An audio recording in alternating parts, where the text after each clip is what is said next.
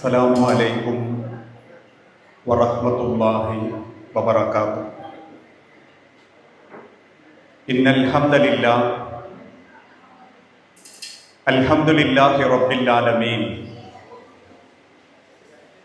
വല്ലാഖിബത്തു ലിൽ മുത്തഖീൻ വലാ ഉദ്വാന ഇല്ലാ അലൽ ളാലിമീൻ വഉസല്ലി വഉസല്ലിമു അലാ അഷ്റഫിൽ അംബിയാഇ വൽ മുർസലീൻ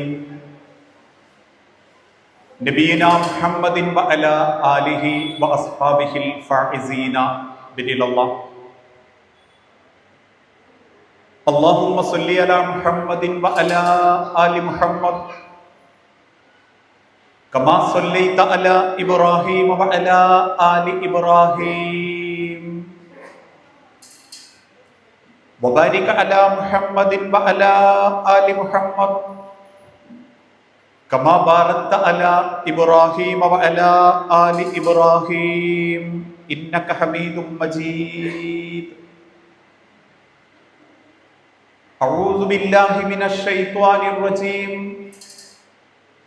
ബിസ്മില്ലാഹിർ റഹ്മാനിർ റഹീം. യാ അയ്യുഹല്ലദീന ആമനു തഖുല്ലാഹ ഹഖ്ക തുഖാതിഹി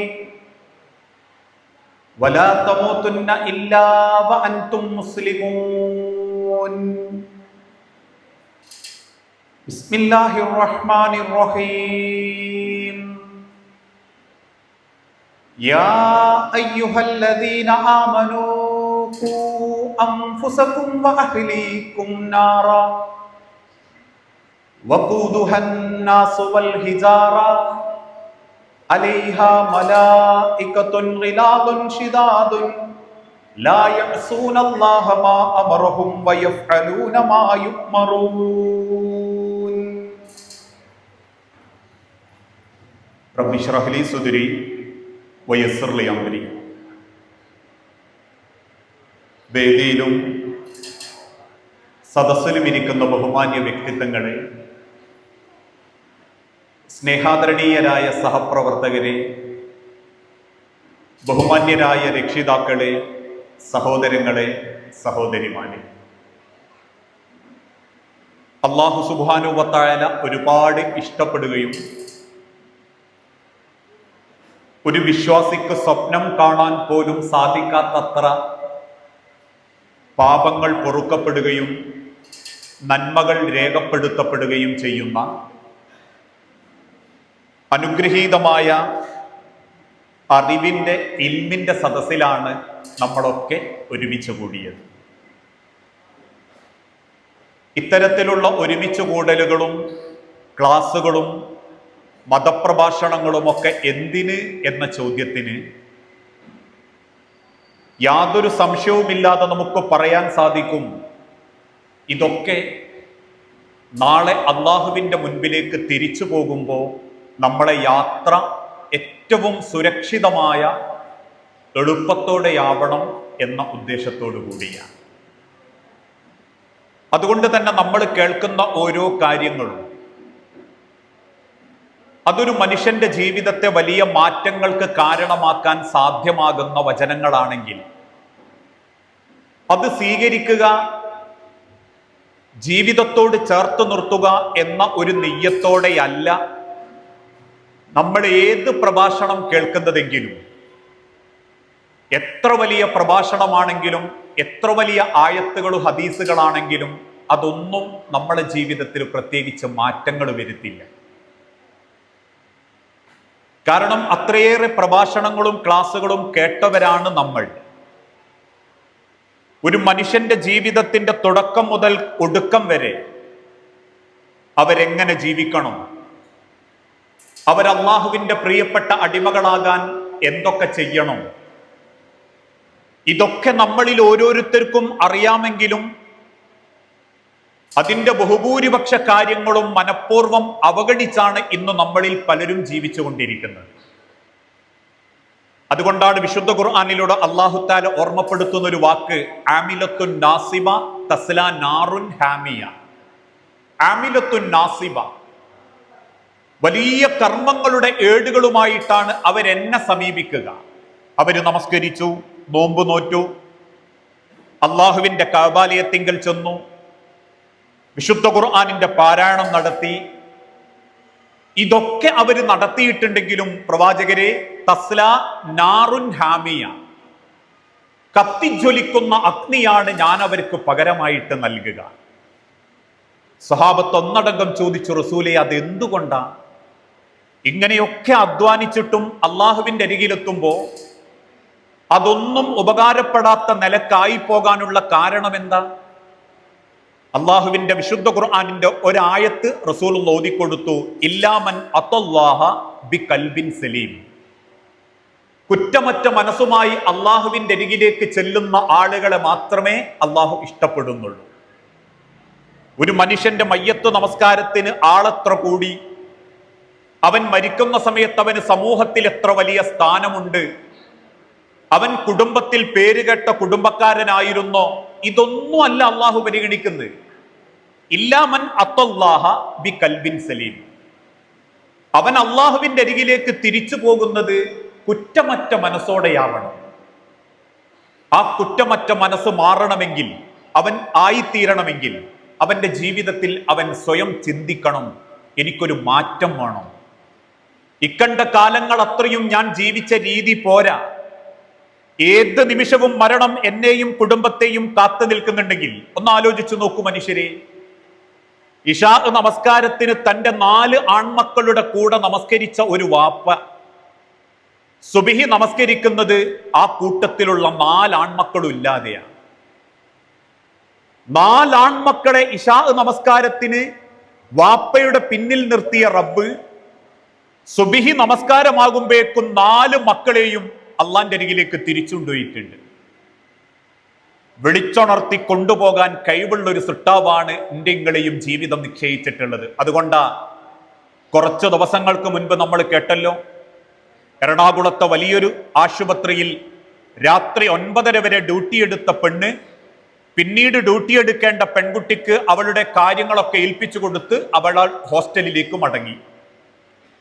രാത്രി ഒരു ആക്സിഡന്റ് കഴിഞ്ഞ്, ഒരു ബസ് ആക്സിഡന്റിൽ ഏകദേശം 15ഓളം രോഗികൾ ആ ഹോസ്പിറ്റലിലേക്ക് വന്നപ്പോൾ അവരെ പരിചരിക്കാനുള്ള നേഴ്സുമാരുടെ കുറവുണ്ടായപ്പം ആ ഹോസ്പിറ്റലിന്റെ ഹെഡ് ആ ജോലി ഷിഫ്റ്റ് മാറ്റിക്കൊടുത്ത പെൺകുട്ടിയെ വിളിച്ചിട്ട് പറഞ്ഞു, പറ്റെങ്കിലൊന്ന് പെട്ടെന്ന് വരണം, ഇവിടെ നേഴ്സിന്റെ കുറവുണ്ട്. 2 മണിക്ക് വിളിച്ച നേഴ്സ് 3 മണിയായിട്ടും വരാതായപ്പോ അന്വേഷിച്ചു നോക്കിയപ്പോ പിന്നെ അറിഞ്ഞത്, കുളിച്ച് ഒരുങ്ങി വൃത്തിയുള്ള വസ്ത്രം ധരിച്ച് ആശുപത്രിയിലേക്ക് പുറപ്പെട്ട ആ പെൺകുട്ടി വൈറ്റില ജംഗ്ഷനിൽ മറ്റൊരു കാറുമായിട്ട് അവരുടെ ബൈക്ക് ഇടിച്ച് അവിടെ രക്തം വാർന്ന് മരിച്ചു കിടക്കുന്നത്. മനുഷ്യരെ വിളിച്ചുണർത്തി കൊണ്ടുപോകാൻ കഴിവുള്ള ഒരു സൃഷ്ടാവാണ് ഇന്നെ ഇങ്ങോട്ട് പറഞ്ഞയച്ചിട്ടുള്ളത്. നമ്മളെ ആഗ്രഹങ്ങളോ സ്വപ്നങ്ങളോ പ്രതീക്ഷകളോ, നമ്മളെ മക്കൾ യത്തീമക്കളാകുന്നതോ, നമ്മളെ ഭാര്യ ചെറുപ്പത്തിൽ വിധവയാകുന്നതോ, നമ്മളെ മക്കളൊന്നും വീട് കൂടാത്തതോ, നമ്മളൊരു 10 സെന്റ് വാങ്ങിയിട്ട് അവരൊരു തറടാൻ വിചാരിച്ചതോ, ഇതൊന്നും അള്ളാഹു പരിഗണിക്കൂല. അതുകൊണ്ട് ആ റബ്ബ് ആവർത്തിച്ചോർമ്മപ്പെടുത്തിയതും ഈ ലോകത്തുള്ള സർവ്വ ആസ്വാദനങ്ങളും നിലപ്പിച്ചു കളയുന്ന ഒരു മരണം നിങ്ങളുടെ മനസ്സിലുണ്ടെങ്കിൽ അള്ളാഹുവിന്റെ ആയത്തിൽ നിന്ന് ഒരായത്ത് കേട്ടാൽ പോലും നിങ്ങളുടെ ഹൃദയം വിറയ്ക്കും, നിങ്ങളുടെ ഹൃദയം പ്രകമ്പനം കൊള്ളും. അല്ലാഹു തആല വിശുദ്ധ ഖുർആനിന്റെ മറ്റൊരു ഭാഗത്ത് ചോദിക്കുന്നുണ്ട്, അഫമിൻ ഹാദൽ ഹദീസി തഅജബൂൻ വതൽഹഖൂൻ വലാ തബ്കൂൻ. അല്ലാഹു ചോദിക്കുന്ന ഒരു ചോദ്യമാണത്. നിങ്ങൾക്ക് അല്ലാഹുവിന്റെ ഖുർആൻ ഓതുമ്പോൾ അത്ഭുതം തോന്നുന്നുണ്ടോ? ആകാശങ്ങൾ പൊട്ടിപ്പളരും, സമുദ്രങ്ങൾ തിളച്ചുമറയും. ആ തിളച്ചുമറയുന്ന സമുദ്രം പർവ്വതങ്ങൾ കണക്കെ തിരമാലകളായി മനുഷ്യന്റെ മുകളിലേക്ക് അടിച്ചു കയറും. ഗർഭിണികളായ സ്ത്രീകൾ മാസം തികയാതെ പ്രസവിച്ചു പോകും. മുലയൂട്ടിക്കൊണ്ടിരിക്കുന്ന പൈതലിനെ ഉമ്മമാര് വലിച്ചെറിയും. ഭൂമി അതിൻ്റെ ഉള്ളിലുള്ളതൊക്കെ പുറത്തേക്ക് തള്ളും. ആകാശങ്ങൾ പൊട്ടിപ്പടർന്ന് മനുഷ്യന്റെ ശരീരത്തിലേക്ക് പതിക്കും എന്നൊക്കെ കേൾക്കുമ്പോ അഫമിൻ ഹാദൽ ഹദീസ് തഅജബൂൻ, അത്ഭുതം തോന്നുന്നുണ്ടോ മുഅ്മിനേ? വതൽഹഖൂൻ, ചിരിക്കണം എന്ന് തോന്നുന്നുണ്ടോ? വലാ തബ്കൂൻ, നിങ്ങൾക്കൊന്ന് കരഞ്ഞുകൂടെ എന്നാ റബ്ബ് ചോദിക്കുന്നത്. പ്രിയപ്പെട്ടവരെ, ആ ഒരു മരണം ഏത് സെക്കൻഡും നമ്മളെ കൂട്ടിക്കൊണ്ടു പോകാൻ കാത്തു നിൽക്കുന്ന ഒരു ജീവിതവുമായിട്ട് ജീവിക്കുമ്പോൾ ആ മരണാനന്തര ലോകത്തേക്കുള്ളത് എന്ത് എന്റെയും നിങ്ങളുടെയും ജീവിതത്തിലുണ്ട് എന്ന് ചിന്തിക്കണം. അതുകൊണ്ടാണ് വിശുദ്ധ ഖുർആനിലൂടെ അല്ലാഹു തആല ഓർമ്മപ്പെടുത്തിയതും ഇന്നല്ലാഹ ലാ യുഗയ്യിറു മാ ബിഖൗമിൻ ഹത്താ യുഗയ്യിറു മാ ബിഅൻഫുസിഹിം. എരഞ്ഞിക്കൽ എന്നല്ല, ലോകത്തുള്ള ഏത് പള്ളിയുടെ അങ്കണത്തിൽ വെച്ച് എത്ര മനോഹരമായ ഖുതുബകൾ നടത്തിയാലും, ഏത് മതപ്രഭാഷണ പരമ്പരകൾ നടത്തിയാലും, റമളാനിന്റെ 30 ദിവസം നിങ്ങൾ ക്ലാസ് നടത്തിയാലും, ഇന്നല്ലാഹ ലാ യുഗയ്യിറു മാ ബിഖൗമിൻ ഹത്താ യുഗയ്യിറു മാ ബിഅൻഫുസിഹിം. അവർ സ്വയം തീരുമാനിക്കാത്ത കാലത്തോളം അവിടെ കൂടിയിരിക്കുന്ന ഓരോരുത്തരുടെ ഹൃദയവും എനിക്ക് മാറണം റബ്ബേ, എന്റെ മയ്യത്ത് കട്ടിലിൽ ഞാൻ ഒറ്റക്കായിരിക്കുമെന്നും എന്നെ കിടത്തുന്ന 6 അടി മണ്ണിൽ ഞാൻ ഒറ്റക്കായിരിക്കുമെന്നും, പള്ളിക്കാട്ടിൽ 6 അടി മണ്ണിന്റെ അടിയിൽ അള്ളാഹുവിന്റെ ചോദ്യങ്ങൾക്ക് ഉത്തരമായി ഞാൻ ഒറ്റക്ക് പറയേണ്ടി വരുമെന്നുള്ള ബോധത്തോടുകൂടി സ്വയം മാറണം എന്ന് തീരുമാനമെടുക്കാത്ത ഒരാളെയും ഇന്നല്ലാഹ ലാ യുഗയ്യിറു, അള്ളാഹു മാറ്റുകയില്ല, അള്ളാഹു മാറ്റുകയില്ല. അതുകൊണ്ട് തന്നെ ഏതൊരു പ്രഭാഷണം കേൾക്കുന്ന സമയത്തും അത് നമ്മളെ ഗ്രൂപ്പിന്റെ പരിപാടി അല്ലെങ്കിൽ എന്റെ പള്ളീന്റെ പരിപാടി എന്നുള്ള ചിന്തകൾ മാറ്റിവെച്ച്, റബ്ബേ എന്റെ ജീവിതത്തിലേക്ക് അതൊരു മാറ്റം വരാനുള്ള കാര്യമാണെങ്കിൽ, സുരക്ഷിതമായി ഹക്കോടുകൂടി മരിക്കാൻ എന്നെ സഹായിക്കുമെങ്കിൽ, ഖുർആനിൽ നിന്നും ഹദീസിൽ നിന്നും സ്ഥിരപ്പെട്ട കാര്യമാണെങ്കിൽ, ആമൻതു, ഞാനത് വിശ്വസിക്കുകയും എന്റെ ജീവിതത്തിൽ ഞാനത് ത്വാഅത്താക്കുകയും അനുസരിക്കുകയും എന്റെ പ്രവാചകനോടൊപ്പം സഹാബത്തിനോടൊപ്പം മുൻകാലഘട്ടത്തിലുള്ള സർവ്വ സലഫുകളോടൊപ്പം എനിക്ക് എന്റെ റബ്ബിന്റെ സ്വർഗത്തിൽ പ്രവേശിക്കാൻ സാധിക്കണം എന്ന നിയ്യത്ത് നിങ്ങളുടെ ഹൃദയത്തിൽ ഉണ്ടെങ്കിൽ മാത്രമേ അള്ളാഹുവിന്റെ ആയത്തുകൾ നമ്മളെ മനസ്സിനെ സ്വാധീനിക്കുകയുള്ളൂ, ആ ഹൃദയത്തെ സ്വാധീനിക്കുകയുള്ളൂ. അതുകൊണ്ടാ ഒരായത്ത് കേൾക്കുമ്പോഴേക്കും സഹാബത്ത് ബോധം കെട്ടു വീഴും. ഞാൻ പറയാറുണ്ട്, 114 സൂറത്തിലെ 6000 ആയത്തുണ്ട്. ഒരായത്ത് കേട്ടിട്ട് ഇന്ന് വരെ നമ്മളെ കണ്ണ് നിറഞ്ഞിട്ടുണ്ടോ? ഓതുന്നോലെ സങ്കടം കണ്ടിട്ട് നമുക്ക് കരച്ചിൽ വന്നിട്ടുണ്ട്. ഹറമിലൊക്കെ ചെല്ലുമ്പം അവിടെയുള്ള ഇമാമിയങ്ങൾ ഇങ്ങനെ കരഞ്ഞ് നമസ്കരിക്കുമ്പോ ചിലപ്പോ നമുക്ക് ഒരു സങ്കടം വരും. എന്തിനാ ഓൻ കരയുന്ന കണ്ടിട്ട്? അത് മനുഷ്യന്റെ പ്രകൃത. വേറൊരാള് സങ്കടപ്പെടുന്നത് കണ്ടാ പെട്ടെന്നൊരു സങ്കടം വരിക. അതല്ലാതെ ഒരായത്ത് കേട്ടിട്ട് പടച്ചോനെ ഇത് ഇന്നെ പറ്റിയാണല്ലോ, ഇത് എന്റെ കുടുംബത്തിനെ പറ്റിയാണല്ലോ, ഇതിനെക്കുറിച്ചൊക്കെ ഞാൻ ചോദ്യം ചെയ്യപ്പെടുമല്ലോ എന്നാലോചിച്ചിട്ട് മദീന പള്ളിയിൽ പ്രവാചകൻ സല്ലല്ലാഹു അലൈഹി വസല്ലമ എന്നും ഒരായത്തോതിയ പിന്നെ ബേക്കെന്ന് ഇങ്ങനെ കേൾക്കുന്നത് നിസ്കാരത്തിന്റെ ഇടക്ക് ബോധം കെട്ടുവീകുന്ന സഹാബത്തിന്റെ സൗണ്ടാണ്. സലാം വീട്ടിക്കഴിഞ്ഞ റസൂലുള്ള തിരിഞ്ഞു നോക്കുമ്പം ബാക്കുകളിലുള്ള നിരവധി സഫുകളിൽ പല സഹാബാക്കളും ഇങ്ങനെ മണലിലേക്ക് കമന്നടിച്ച് ബോധം കെട്ട് കിടക്കുന്നുണ്ടാവും. വെള്ളം കൊണ്ടുവന്ന അബൂ ഹുറൈറയെയും കൂട്ടി പ്രവാചകൻ ഓരോ സഹാബത്തിന്റെ അരികിലും ചെന്ന് വെള്ളം ഇങ്ങനെ കൊടയും. ഞെട്ടി നിൽക്കുന്ന സഹാബത്ത് ഇങ്ങനെ കരയുമ്പോൾ റസൂലുള്ള ചോദിക്കും, എന്തിനാ സഹാബാക്കളെ നിങ്ങൾ ബോധം കെട്ട്, എന്തിനാ നിങ്ങൾ കരയുന്നത്? പട്ടിണി കൊണ്ടാണോ? അപ്പൊ അവരിങ്ങനെ ഉടുമുണ്ട്, അവരുടുത്ത വസ്ത്രം ഇങ്ങനെ പൊക്കി കാണിച്ചു കൊടുത്തു എന്നാ. പരന്ന പാറക്കല്ലിങ്ങനെ വയറ്റത്ത് കെട്ടി വെച്ചിട്ടുണ്ട്.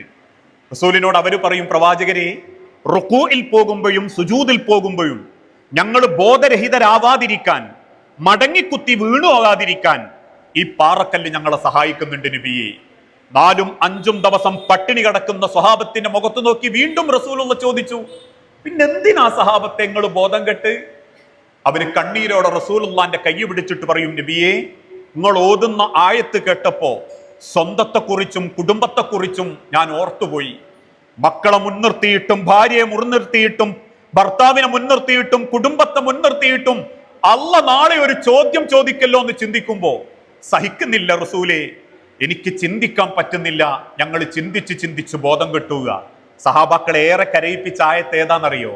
യാ അയ്യുഹല്ലദീന ആമനൂ ഖൂ അൻഫുസകും വഅഹ്ലീകും നാറാ വഖൂദുഹൻ നാസു വൽ ഹിജാറ അലൈഹാ മലായികത്തുൻ ഗിലാദുൻ ശിദാദുൻ ലാ യഅ്സൂനല്ലാഹ മാ അമറഹും വയഫ്അലൂന മാ യുഅ്മറൂൻ. യാ അയ്യുഹല്ലദീന ആമനൂ, അല്ലയോ സത്യവിശ്വാസികളെ, ഇന്നുവരെ ഒരു ജാറത്തിങ്കൽ പോയി ശിർക്ക് ചെയ്യാത്ത മുഅ്മിനീങ്ങളെ, ഇന്നുവരെ മന്ത്രിച്ചോതാൻ ഒരു കൈ നീട്ടിക്കൊടുക്കാത്ത മുഅ്മിനീങ്ങളെ, ഇന്നുവരെ ഒരു ഏലസ് കയ്യിലോ അരയിലോ വീട്ടിന്റെ ഉത്തരത്തിലോ കെട്ടിത്തൂക്കാത്ത മുഅ്മിനീങ്ങളെ, അള്ളാഹുവിന്റെ കഅബാലയത്തിങ്കൽ ചെന്ന് 7 തവണ തവാഫ് ചെയ്ത് ലബ്ബൈക ചൊല്ലുന്ന മുഅ്മിനീങ്ങളെ, പരിശുദ്ധ റമദാൻ മാസത്തിൽ 30 നോമ്പും പടച്ച റബ്ബിനു വേണ്ടി നിഷ്ഠിക്കുന്ന മുഅ്മിനീങ്ങളെ, അള്ളാഹുവിന്റെ ഖുർആനിനെ ഓതി പഠിക്കുന്ന മുഅ്മിനീങ്ങളെ, യാ അയ്യുഹല്ലദീന ആമനൂ ഖൂ അൻഫുസകും വഅഹ്ലീകും നാറാ. നിങ്ങൾ നിങ്ങളെ മാത്രം കഴിച്ചിലാക്കിയാ പോരാ. ഞാൻ സുബഹിക്ക് പോകലുണ്ട്, മക്കൾ വിളിച്ചിട്ട് എഴുന്നേൽക്കലില്ല. ഞാൻ ഖുർആൻ ക്ലാസ്സിന് പോകലുണ്ട്, എനിക്ക് വിളിച്ചാ മക്കളെ കിട്ടാറില്ല. ഞാൻ ഇശാഇന്റെ ജമാഅത്തിന് നേരത്തെ എത്താറുണ്ട്, എന്റെ മോനെ കിട്ടാറില്ല. ഞാൻ എല്ലാ കാര്യത്തിനും പടച്ചോനെ ഭയപ്പെടാറുണ്ട്, എന്റെ മക്കൾ എനിക്ക് കിട്ടാറില്ല. ഖൂ അൻഫുസകും വഅഹ്ലീകും നാറാ. നിങ്ങൾ നിങ്ങളെ മാത്രം രക്ഷപ്പെടുത്തിയാ പോരാ, നിങ്ങളെ കുടുംബത്തെ അള്ളാഹു നിങ്ങളോട് ചോദിക്കും ചെയ്യും. കാരണം നിങ്ങൾ ഏത് കുടുംബത്തിലാവണം, നിങ്ങളെ മക്കൾക്ക് എത്ര എണ്ണ ഉണ്ടാവണം, നിങ്ങൾ ഏത് വാപ്പാന്റെ മക്കളാവണം, എന്റെ ഭാര്യ ഏത് വീട്ടുകാരിയാവണം, ആ ഭർത്താവ് ഏത് കുടുംബക്കാരനാവണം, ആ വാപ്പാന്റെ ഉമ്മാന്റെ മക്കളായിട്ട് എത്ര ജന്മങ്ങൾ ഉണ്ടാവണം, അതിലെത്ര ആണ് വേണം പെണ്ണ് വേണം, ഇതൊക്കെ പടച്ച റബ്ബിന്റെ തീരുമാനമാ. നിനക്കതിലൊരു ഉത്തരവാദിത്വം ഇല്ലെങ്കിൽ അല്ല നിനക്കത് ഏൽപ്പിച്ചു തന്നത് നിന്റെ പണം പോലെ, നിന്റെ വീട് പോലെ, നിന്റെ ആയുസ് പോലെ, നിന്റെ ആരോഗ്യം പോലെ ആ മക്കളെയും നീ സുരക്ഷിതമായി കൊണ്ടു നടക്കാൻ വേണ്ടിയാ. ഇന്ന് ബാക്കിയൊക്കെ നമ്മൾ സുരക്ഷിതമായിട്ട് കൊണ്ടു നടക്കും അല്ലേ? ശ്വാസയക്കുമ്പോ നെഞ്ചിന്റെ ഉള്ളിൽ നിന്ന് ഒരു വേദന വന്നാ നാളെ എല്ലാവരും മൈത്രയില. കാരണം എന്താ? ആ വേദനക്ക് നമുക്ക് പരിഹാരം ഉണ്ടാവണം. ഇരുന്നിട്ട് എഴുന്നേൽക്കാൻ പറ്റുന്നില്ല, മുട്ടിന്റെ ഉള്ളിൽ നിന്ന് ഒരു കുത്തിപ്പറയാ, നാളെ നമ്മൾ സഹരണയില, അവിടെ എല്ലിന്റെ അല്ല ലോട്ടുണ്ടാകുക. കണ്ണിന്റെ കാഴ്ചശക്തി പത്രം വായിക്കുമ്പോ എന്തോ ഒരു മിന്നൽ മാതിരി, നാളെ നമ്മൾ കോഴിക്കോടുള്ള മലബാർ ഹോസ്പിറ്റലില. കാരണം അവിടെ കണ്ണിന് നല്ല ചികിത്സ കിട്ടും. ഏത് കാര്യത്തിനും നമ്മളെ ശരീരത്തിലുള്ള അവയവത്തിനും ആയുസിനും മിനിറ്റ് വ്യത്യാസത്തിൽ നമ്മളത് സുരക്ഷിതമാക്കുന്നുണ്ടെങ്കിൽ, പടച്ചോനെ എന്റെ മോൻ പള്ളിയിലില്ലെങ്കിൽ ഞാൻ അതിനെപ്പറ്റി ഒന്ന് ജാഗ്രത കാണിക്കണ്ടേ? അതും അള്ള എന്നെ ഏൽപ്പിച്ചെന്ന് എന്റെ ശരീരം പോലുള്ള ഒരു കാര്യല്ലേ? എന്റെ ശരീരത്തെ പറ്റി അള്ള ചോദിക്കുന്ന പോലെ എന്റെ മക്കളെ പറ്റിയിട്ടും, എന്റെ ഭാര്യനെ പറ്റിയിട്ടും, എന്റെ ഭർത്താവിനെ പറ്റിയും, എന്റെ കുടുംബത്തെ പറ്റിയും പടച്ചോൻ ചോദിക്കൂലേ എന്ന ബോധം വരുന്നില്ലെങ്കിൽ നിങ്ങൾ തല കുനിക്കേണ്ടി വരും. നിങ്ങൾ തല കുനിക്കേണ്ടി വരും. നെറ്റിയിലെ നിസ്കാരത്താകുമ്പോ പടച്ചോൻ അത്ര ഇഷ്ടം ഉണ്ടാവൂല. നോറ്റ നോമ്പ് പടച്ചോൻ അത്ര ഇഷ്ടം ഉണ്ടാവൂല. കാരണം അള്ള വിശ്വസിച്ചേൽപ്പിച്ച കുടുംബത്തെ നിങ്ങൾ സുരക്ഷിതമായി അള്ളാന്റെ സ്വർഗത്തിലേക്ക് എത്തിച്ചിട്ടില്ല. ഞാനത് പറയാനുള്ള കാരണം എന്താണെന്നറിയോ? ഇന്ന് പലരും പറയാറുണ്ട്, ഇസ്ലാമിക ചരിത്രത്തിൽ നിന്ന് നൂഹ് നബി അലൈഹി സ്വലാത്തു വസ്സലാമയുടെ ഒരു ചരിത്രം ആദർശ ബന്ധമാണ്. പടച്ചോന്റെ അടുത്ത് അള്ള കണക്കാക്കിയ ബന്ധം, അല്ലാണ്ട് വാപ്പാ മക്കൾ എന്നുള്ള ബന്ധമല്ല. ആദർശ ബന്ധം ഉണ്ടെങ്കിൽ അള്ളക്ക് ആ കുടുംബത്തിനോട് വലിയൊരു സന്തോഷം ഉണ്ടാവുന്ന. അതുകൊണ്ട് ആ നൂഹ് നബിയോട് അള്ളാഹു പറഞ്ഞ സ്ഥലത്ത് വെച്ച് കപ്പലുണ്ടാക്കാൻ പറഞ്ഞു. നൂഹ് നബി കപ്പലുണ്ടാക്കുമ്പോൾ പലരും കളിയാക്കി ചോദിച്ചു, നൂഹെ മലന്റെ മുകളിൽ വെച്ച് കപ്പലുണ്ടാക്കി? ഇതപ്പത് കഥ. നൂഹ് നബി പുഞ്ചിരിക്ക മാത്രം ചെയ്തു, കാരണം പറഞ്ഞത് പടച്ചോനാ. എവിടെന്നാ വെള്ളം വന്നതെന്ന് അറിഞ്ഞില്ല. നാടൊട്ടുക്കും മുങ്ങി, പർവ്വതത്തിന്റെ മേലയിലേക്ക് വെള്ളം പൊങ്ങാറായി.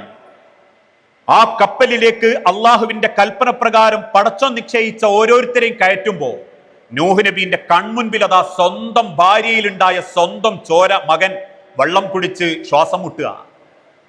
രണ്ട് കൈയുമയർത്തിയിട്ട് ആ മകൻ വാപ്പാന്റെ നേരെ കൈ നീട്ടിയിട്ട് പറഞ്ഞു, യാ അബി, വാപ്പേ, എന്നെ നിങ്ങൾ രക്ഷപ്പെടുത്തി. നൂഹ് നബീന്റെ മനസ്സൊന്ന് പതറി. നൂഹ് നബി അള്ളഹാനോട് പറഞ്ഞു, റബ്ബേ, നീയല്ലേ പറഞ്ഞ് എന്നെ എന്റെ കുടുംബത്തിനെ രക്ഷപ്പെടുത്തുന്ന്. അതുകൊണ്ട് നാദാ, എന്റെ കുടുംബത്തിൽ പറഞ്ഞ എന്റെ മോനാണ് ആ വെള്ളം കുടിച്ച് മരണം കാണുന്നത്, അവനിങ്ങി രക്ഷപ്പെടുത്തി തരണം. അള്ളാന്റെ ഒരൊറ്റ കൽപ്പന വന്നു, ഇന്നഹു ലൈസ മിൻ അഹ്ലിക. നൂഹേ, അവൻ എന്റെ കുടുംബത്തിൽപ്പെട്ടവനല്ല. കാരണം എന്താ? മകന്റെ വിശ്വാസം വേറെയാണ് മോനെ നൂഹേ, മകന്റെ വിശ്വാസം ശിർക്കാണ് നൂഹേ. അതുകൊണ്ട് അവനെ നിന്റെ കുടുംബത്തിൽ ചേർക്കാൻ പറ്റൂല എന്ന് അള്ളാഹുവിന്റെ കൽപ്പന വന്ന് കൺമുൻപിൽ മകൻ വെള്ളം കുടിച്ച് മരിക്കുന്നത് കാണേണ്ടി വന്നിട്ടുണ്ടെങ്കിൽ, പ്രിയപ്പെട്ട മുഅ്മിനീങ്ങളെ, അള്ളാഹു നാളെ പരലോകത്ത് നമ്മളെ വിചാരണക്ക് വിളിക്കുന്നത് കുടുംബത്തിൽ ആദർശം നോക്കിയിട്ടാ, ദീന് നോക്കിയിട്ടാ. അതല്ലാത്തൊരു പരിഗണനയും പടച്ചോൻ വാപ്പാക്കും മക്കൾക്കും പരലോകത്ത് കൊടുക്കൂല. അങ്ങനെ കൊടുക്കപ്പെടാത്ത ലോകത്ത് വെച്ച് മക്കൾക്ക് വേണ്ടി വാദിക്കാം വാപ്പക്കോ, വാപ്പക്ക് വേണ്ടി വാദിക്കാം മക്കൾക്കോ, ഭാര്യക്ക് വേണ്ടി വാദിക്കാം ഭർത്താവിനോ, ഭർത്താവിന് വേണ്ടി വാദിക്കാം ഭാര്യക്കോ പടച്ചോൻ അവസരം തരൂല. അതുകൊണ്ടാണ് നഫ്സി നഫ്സി, അവനാന്റെ കാര്യത്തിൽ തന്നെ നിങ്ങൾ ഉത്തരം കൊടുക്കാൻ തയ്യാറായിക്കോളൂ എന്ന് ഹബീബായ പ്രവാചകൻ സല്ലല്ലാഹു അലൈഹി വസല്ലമ ഓർമ്മപ്പെടുത്താനുള്ള കാരണം, ആ സ്വന്തം കുടുംബത്തെ അള്ളാഹുവിന്റെ അരികിലേക്ക് ഏൽപ്പിച്ചു കൊടുക്കണമെങ്കിൽ അള്ളാഹു നമ്മളെ കുടുംബത്തെയും നമ്മളെയും സ്നേഹിക്കണമെങ്കിൽ നമ്മളെ ജീവിതത്തിൽ നിർബന്ധമായും നമ്മൾ ജീവിതത്തിൽ ഉണ്ടാക്കിയെടുക്കേണ്ട 5 സ്വഭാവങ്ങളുണ്ട്. ആ 5 സ്വഭാവം പറഞ്ഞ് ഞാൻ എൻ്റെ പ്രസംഗം അവസാനിപ്പിക്കും. ഈ 5 സ്വഭാവം നമ്മളെ ജീവിതത്തിലുണ്ടോ, അള്ളാഹും നമ്മളെ ഇഷ്ടപ്പെടും, ജനതയും നമ്മളെ ഇഷ്ടപ്പെടും. ഇപ്പൊ ജനത മാത്രമേ നമ്മളെ ഇഷ്ടപ്പെടുന്നുള്ളൂ, ജനങ്ങൾ മാത്രമേ നമ്മളെ ഇഷ്ടപ്പെടുന്നുള്ളൂ. നമ്മളൊന്ന് ചിന്തിച്ചു നോക്കി, അള്ളാഹു ഇഷ്ടപ്പെടാൻ വേണ്ടി നമ്മൾ നടത്തിയതെന്താ? ഞാൻ തമാശക്ക് വേണ്ടി പറയാറുണ്ട്, കല്യാണം ഇന്ന് ചിലർ നടത്തലുണ്ട്. ആരെ ഇഷ്ടത്തിനാ? നാട്ടുകാരെയും കുടുംബക്കാരെയും ഇഷ്ടത്തിന്. അള്ളാന്റെ ഇഷ്ടത്തിനാണോ? അല്ല. അള്ളാഹുവിന്റെ ഇഷ്ടത്തിനായിരുന്നെങ്കിൽ ഇന്ന് കാണിച്ചു കൂട്ടുന്ന ഒരു കോപ്രായങ്ങളും കല്യാണത്തിൽ ഉണ്ടാവില്ല.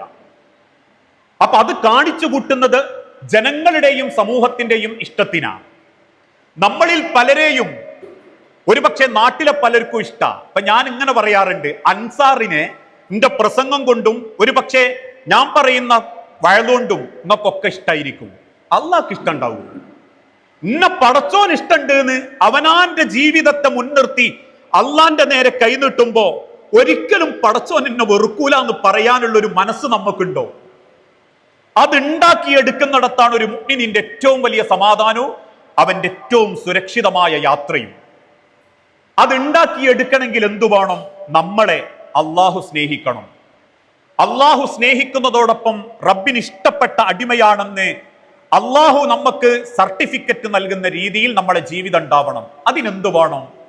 നബി സല്ലല്ലാഹു അലൈഹി വസല്ലമ ആദ്യം ഓർമ്മപ്പെടുത്തി, 5 കാര്യം നിങ്ങളുടെ ജീവിതത്തിലുണ്ടോ, അള്ളാഹു നിങ്ങളെ ഇഷ്ടപ്പെടും, ജനങ്ങളും നിങ്ങളെ ഇഷ്ടപ്പെടും. അതിലൊന്ന്, ഇത്തഖിൽ മഹാരിമ ഫതകുൻ അബദന്നാസ്. ഇത്തഖിൽ മഹാരിമ, ഒരു കാര്യം അള്ളാഹു ഹറാമാന്ന് പറഞ്ഞു കഴിഞ്ഞാൽ പിന്നെ കഴുത്ത് മുറിക്കേണ്ടി വന്നാലും ആ ഹറാമ് ചെയ്യരുത്. എങ്കിൽ ഫതകുൻ അബദന്നാസ്, എങ്കിൽ നീ ജനങ്ങളിൽ അള്ളാഹുവിന് ഏറ്റവും ഇഷ്ടപ്പെട്ട ഇബാദത്തുകാരനായിരിക്കും. അങ്ങനെ എന്റെ സ്വഭാവത്തിലുണ്ടെങ്കിൽ എന്റെ നിസ്കാരത്തിന് വിലണ്ട്, എന്റെ നോമ്പിന് വിലണ്ട്, എന്റെ ഖുറാനോത്തിന് വിലണ്ട്, നീ ചെയ്ത ഹജ്ജിന് ഉംറക്ക് അള്ളാന്റെ അടുത്ത് വിലണ്ട്, ഈ കൊടുത്തത് 1 ഉറുപ്പിയാണെങ്കിലും 1 കോടിയാണെങ്കിലും അള്ളാന്റെ അടുത്ത് വിലണ്ട്. എന്തുണ്ടാവണം?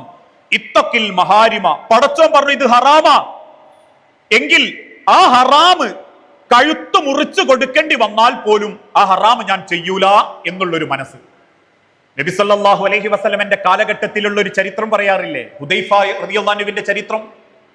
ഹുദൈഫ റളിയല്ലാഹു അൻഹു റോമക്കാരുമായിട്ടുള്ള യുദ്ധത്തിനിടയിൽ ഒരുപാട് റോമക്കാരെ ഇസ്ലാമിന് വേണ്ടി വകവരുത്തിയിട്ടുണ്ട്. അവസാനം ഒരു യാത്രക്ക് കച്ചവടത്തിന് വേണ്ടി ഹുദൈഫ റളിയല്ലാഹു അൻഹു സഹാബത്തിന്റെ കൂടെ പുറപ്പെട്ടു. ആ സ്വഹാബത്തിന്റെ കൂടെ പുറപ്പെട്ട സമയത്ത് നസാറാക്കളിൽപ്പെട്ട ക്രിസ്ത്യാനികളായ ഒരു പറ്റം ആളുകൾ ഹുദൈഫാനെയും കൂട്ടത്തിലുള്ളവരെയും ബന്ധിച്ചു. എന്നിട്ട് ഹുദൈഫാൻ ആദ്യം ഒരു ഈത്തപ്പനെ പിടിച്ചു കെട്ടിയിട്ടു. ഹുദൈഫാന്റെ മുൻപിൽ വെച്ചിട്ട് അവര് വിറക് കത്തിച്ചു, അതിന്റെ മേലെ ചട്ടി വെച്ചു, അതിൽ എണ്ണ ഒഴിച്ചു. ആളിക്കത്തുന്ന എണ്ണയോടൊപ്പം ചട്ടിയിലുള്ള എണ്ണ ഇങ്ങനെ തിളച്ചു പറയുമ്പം ഹുദൈഫാന്റെ മുഖത്ത് നോക്കിയിട്ട് നസാറാക്കൾ പറഞ്ഞു, ഹുദൈഫ പറ, എന്റെ ഈ സ്ഥാനത്ത് മുഹമ്മദ് ആയിരുന്നെങ്കിൽ എന്ന് താങ്കൾ ആ കുരിശ് കിടക്കുന്ന മരത്തിൽ കെട്ടിയിട്ട താങ്കൾ അവിടെ കിടന്നു പറഞ്ഞ ഈ കാണുന്ന താങ്കളുടെ സുഹൃത്തുക്കളോടൊപ്പം ഞങ്ങളെ വിട്ടയക്കും. ഹുദൈഫ റളിയല്ലാഹു അൻഹു പുച്ഛത്തോടെ പറഞ്ഞു, എന്റെ പ്രവാചകന്റെ രോമത്തിൽ ഒരു പൊടി പൊളരുന്നത് ഞാൻ ഇഷ്ടപ്പെടുന്നില്ല. ഹുദൈഫ റളിയല്ലാഹു അൻഹു നോക്കി നിൽക്കെ ഒരാ സഹാബത്തിനെ കൊണ്ടുവന്നു, അവരാ തീയിലിട്ടു, ചട്ടിയിലിട്ടു, അവര് വെപിച്ച് കളഞ്ഞു. കൊന്നൊടുക്കപ്പെട്ട ഓരോരുത്തരെയും ഹുദൈഫാന്റെ കൺമുൻപിൽ വെച്ച് അവർ വെട്ടിയിട്ടും എണ്ണയിലിട്ടും അല്ലാതെയും മൃഗീയമായി കൊന്നു. ചിലരുടെ കൈകാലുകൾ വെട്ടിമാറ്റി, ചിലരുടെ കണ്ണുകൾ ചൊയ്ന്നെടുത്തു. ഈ രംഗമൊക്കെ കണ്ടിട്ടും അവസാനം ഹുദൈഫാനോട് ചോദിച്ചു, ഹുദൈഫ ഇനി താങ്കൾ ബാക്കി, താങ്കൾ ഒരിക്കൽ ആ ഇരിപ്പിടത്തിൽ നിന്ന് പറഞ്ഞാൽ മതി, എന്റെ സ്ഥാനത്ത് മുഹമ്മദ് ആയിരുന്നെങ്കിൽ എന്നൊരിക്കൽ താങ്കൾ പറഞ്ഞാൽ എനിക്കെന്റെ അള്ളാഹുവിന്റെ മാർഗം വേണ്ട, യഹോവയായിരുന്നു വലുതെന്ന് താങ്കൾ ഒരിക്കൽ പറഞ്ഞിരുന്നുവെങ്കിൽ, അല്ലയോ ഹുദൈഫ, താങ്കളെ ഞങ്ങൾ രക്ഷപ്പെടുത്തും, ഞങ്ങളെ കൂട്ടത്തിലെ ഏറ്റവും സുന്ദരീനെ കല്യാണം കഴിച്ചരും, ഞങ്ങൾ അധികാരത്തിന്റെ പരിധിയിലുള്ള ഒരു രാജ്യത്തിന്റെ ഗവർണറായി താങ്കളെ ഞങ്ങൾ നിശ്ചയിക്കുകയും ചെയ്യും. ഹുദൈഫ റളിയല്ലാഹു അൻഹു പുച്ഛത്തോടെ പറഞ്ഞു, 1000 തവണ നിങ്ങൾ എന്നെ കുരിശിലേറ്റിയാലും, 1000 തവണ നിങ്ങൾ എന്നെ വറച്ചട്ടിയിലിട്ട് കൊന്നാലും എന്റെ പ്രവാചകനെയും എന്റെ റബ്ബിനെയും ഞാൻ ഒരിക്കലും തള്ളിപ്പറയൂല. കൊല്ലാൻ തീരുമാനിച്ച ഭരണാധികാരി വന്ന് ചോദിച്ചു, ഹുദൈഫ അവസാന ആഗ്രഹം തന്നെ പറഞ്ഞോ? ഹുദൈഫ റളിയല്ലാഹു അൻഹു പറഞ്ഞു, എനിക്ക് 2 റക്അത്ത് നിസ്കരിക്കണം. ചങ്ങലകളാൽ ബന്ധിക്കപ്പെട്ട ഹുദൈഫ വളരെ പെട്ടെന്ന് 2 റക്അത്ത് നിസ്കരിക്കുന്നത് കണ്ടപ്പം കണ്ടു നിൽക്കുന്ന നസാറാക്കൾ ചോദിച്ചു, ഇതെന്ത് നിസ്കാര ഹുദൈഫ? ഇതാണോ നിന്റെ ദൈവത്തെ തൃപ്തിപ്പെടുത്താൻ നീ ചെയ്യുന്ന ആരാധന? ഇതെത്ര സ്പീഡ് കഴിഞ്ഞു? ഇതെന്ത് ആരാധനയാണ് ഹുദൈഫ എന്ന് കളിയാക്കി അവർ ചോദിച്ചപ്പോൾ ഹുദൈഫ റളിയല്ലാഹു അൻഹു തിരിച്ചു പറഞ്ഞു, സമയമെടുത്ത് എന്റെ റബ്ബിനോടുള്ള സംസാരമാണ് എന്റെ നമസ്കാരം. പക്ഷെ ഇപ്പൊ ഞാനത് ചെയ്താൽ നീ അടക്കമുള്ള ഭരണാധികാരി പറയും, ഹുദൈഫ മരണത്തെ പേടിച്ചിട്ടാ അങ്ങനെ കുറെ സമയമെടുത്ത് നിസ്കരിച്ചത് എന്ന്. മരണത്തെ പേടിച്ചിട്ടാണ് ഹുദൈഫ നമസ്കാരത്തിന് ദീർഘം കൂട്ടിയത് എന്ന് നീ നിന്റെ വായ കൊണ്ട് പറഞ്ഞാൽ അതെന്റെ പ്രവാചകനും എന്റെ ഇസ്ലാമിനും ഉണ്ടാക്കുന്ന കുറച്ചിലോർത്തിട്ടാണോ ഞാൻ പെട്ടെന്ന് നിസ്കരിക്കാനുള്ള കാരണം?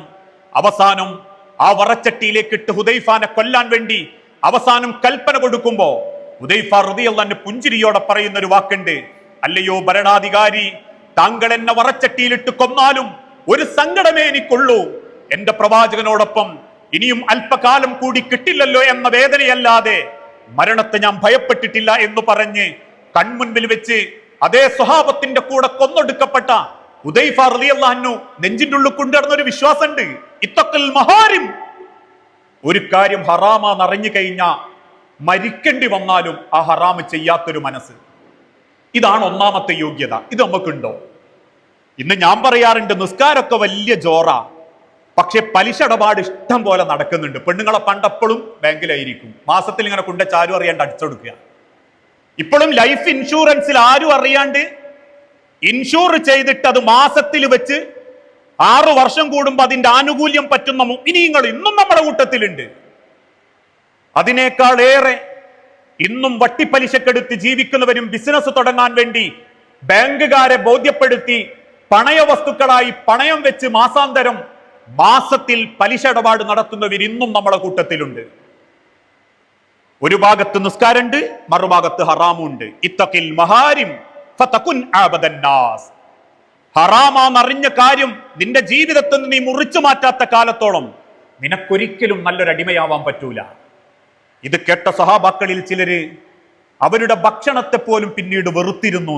അതുകൊണ്ടാ സ്വന്തം പേരക്കുട്ടി പട്ടിണി കൊണ്ട് ബൈത്തുൽ മാലിൽ ഒരു കാരക്കെടുത്ത് വായിലിട്ടപ്പോ വല്യാപ്പയായ റസൂലുള്ളാഹി ഓടിക്കതച്ച് വന്ന് വിരലുകൾ വായിലിട്ട് കഹിയാ ബുനയ്യ എന്ന് പറഞ്ഞത്, എന്റെ പൊന്നുമോന്റെ ശരീരത്തില് ഒരു കാരക്കയുടെ അംശം കയറരുത് എന്നുള്ള പേടിയോണ്ടല്ല, കയറുന്ന കാരക്കയിൽ ഹറാം ഉണ്ടാവരുത് എന്നുള്ളത് കൊണ്ടാണ്.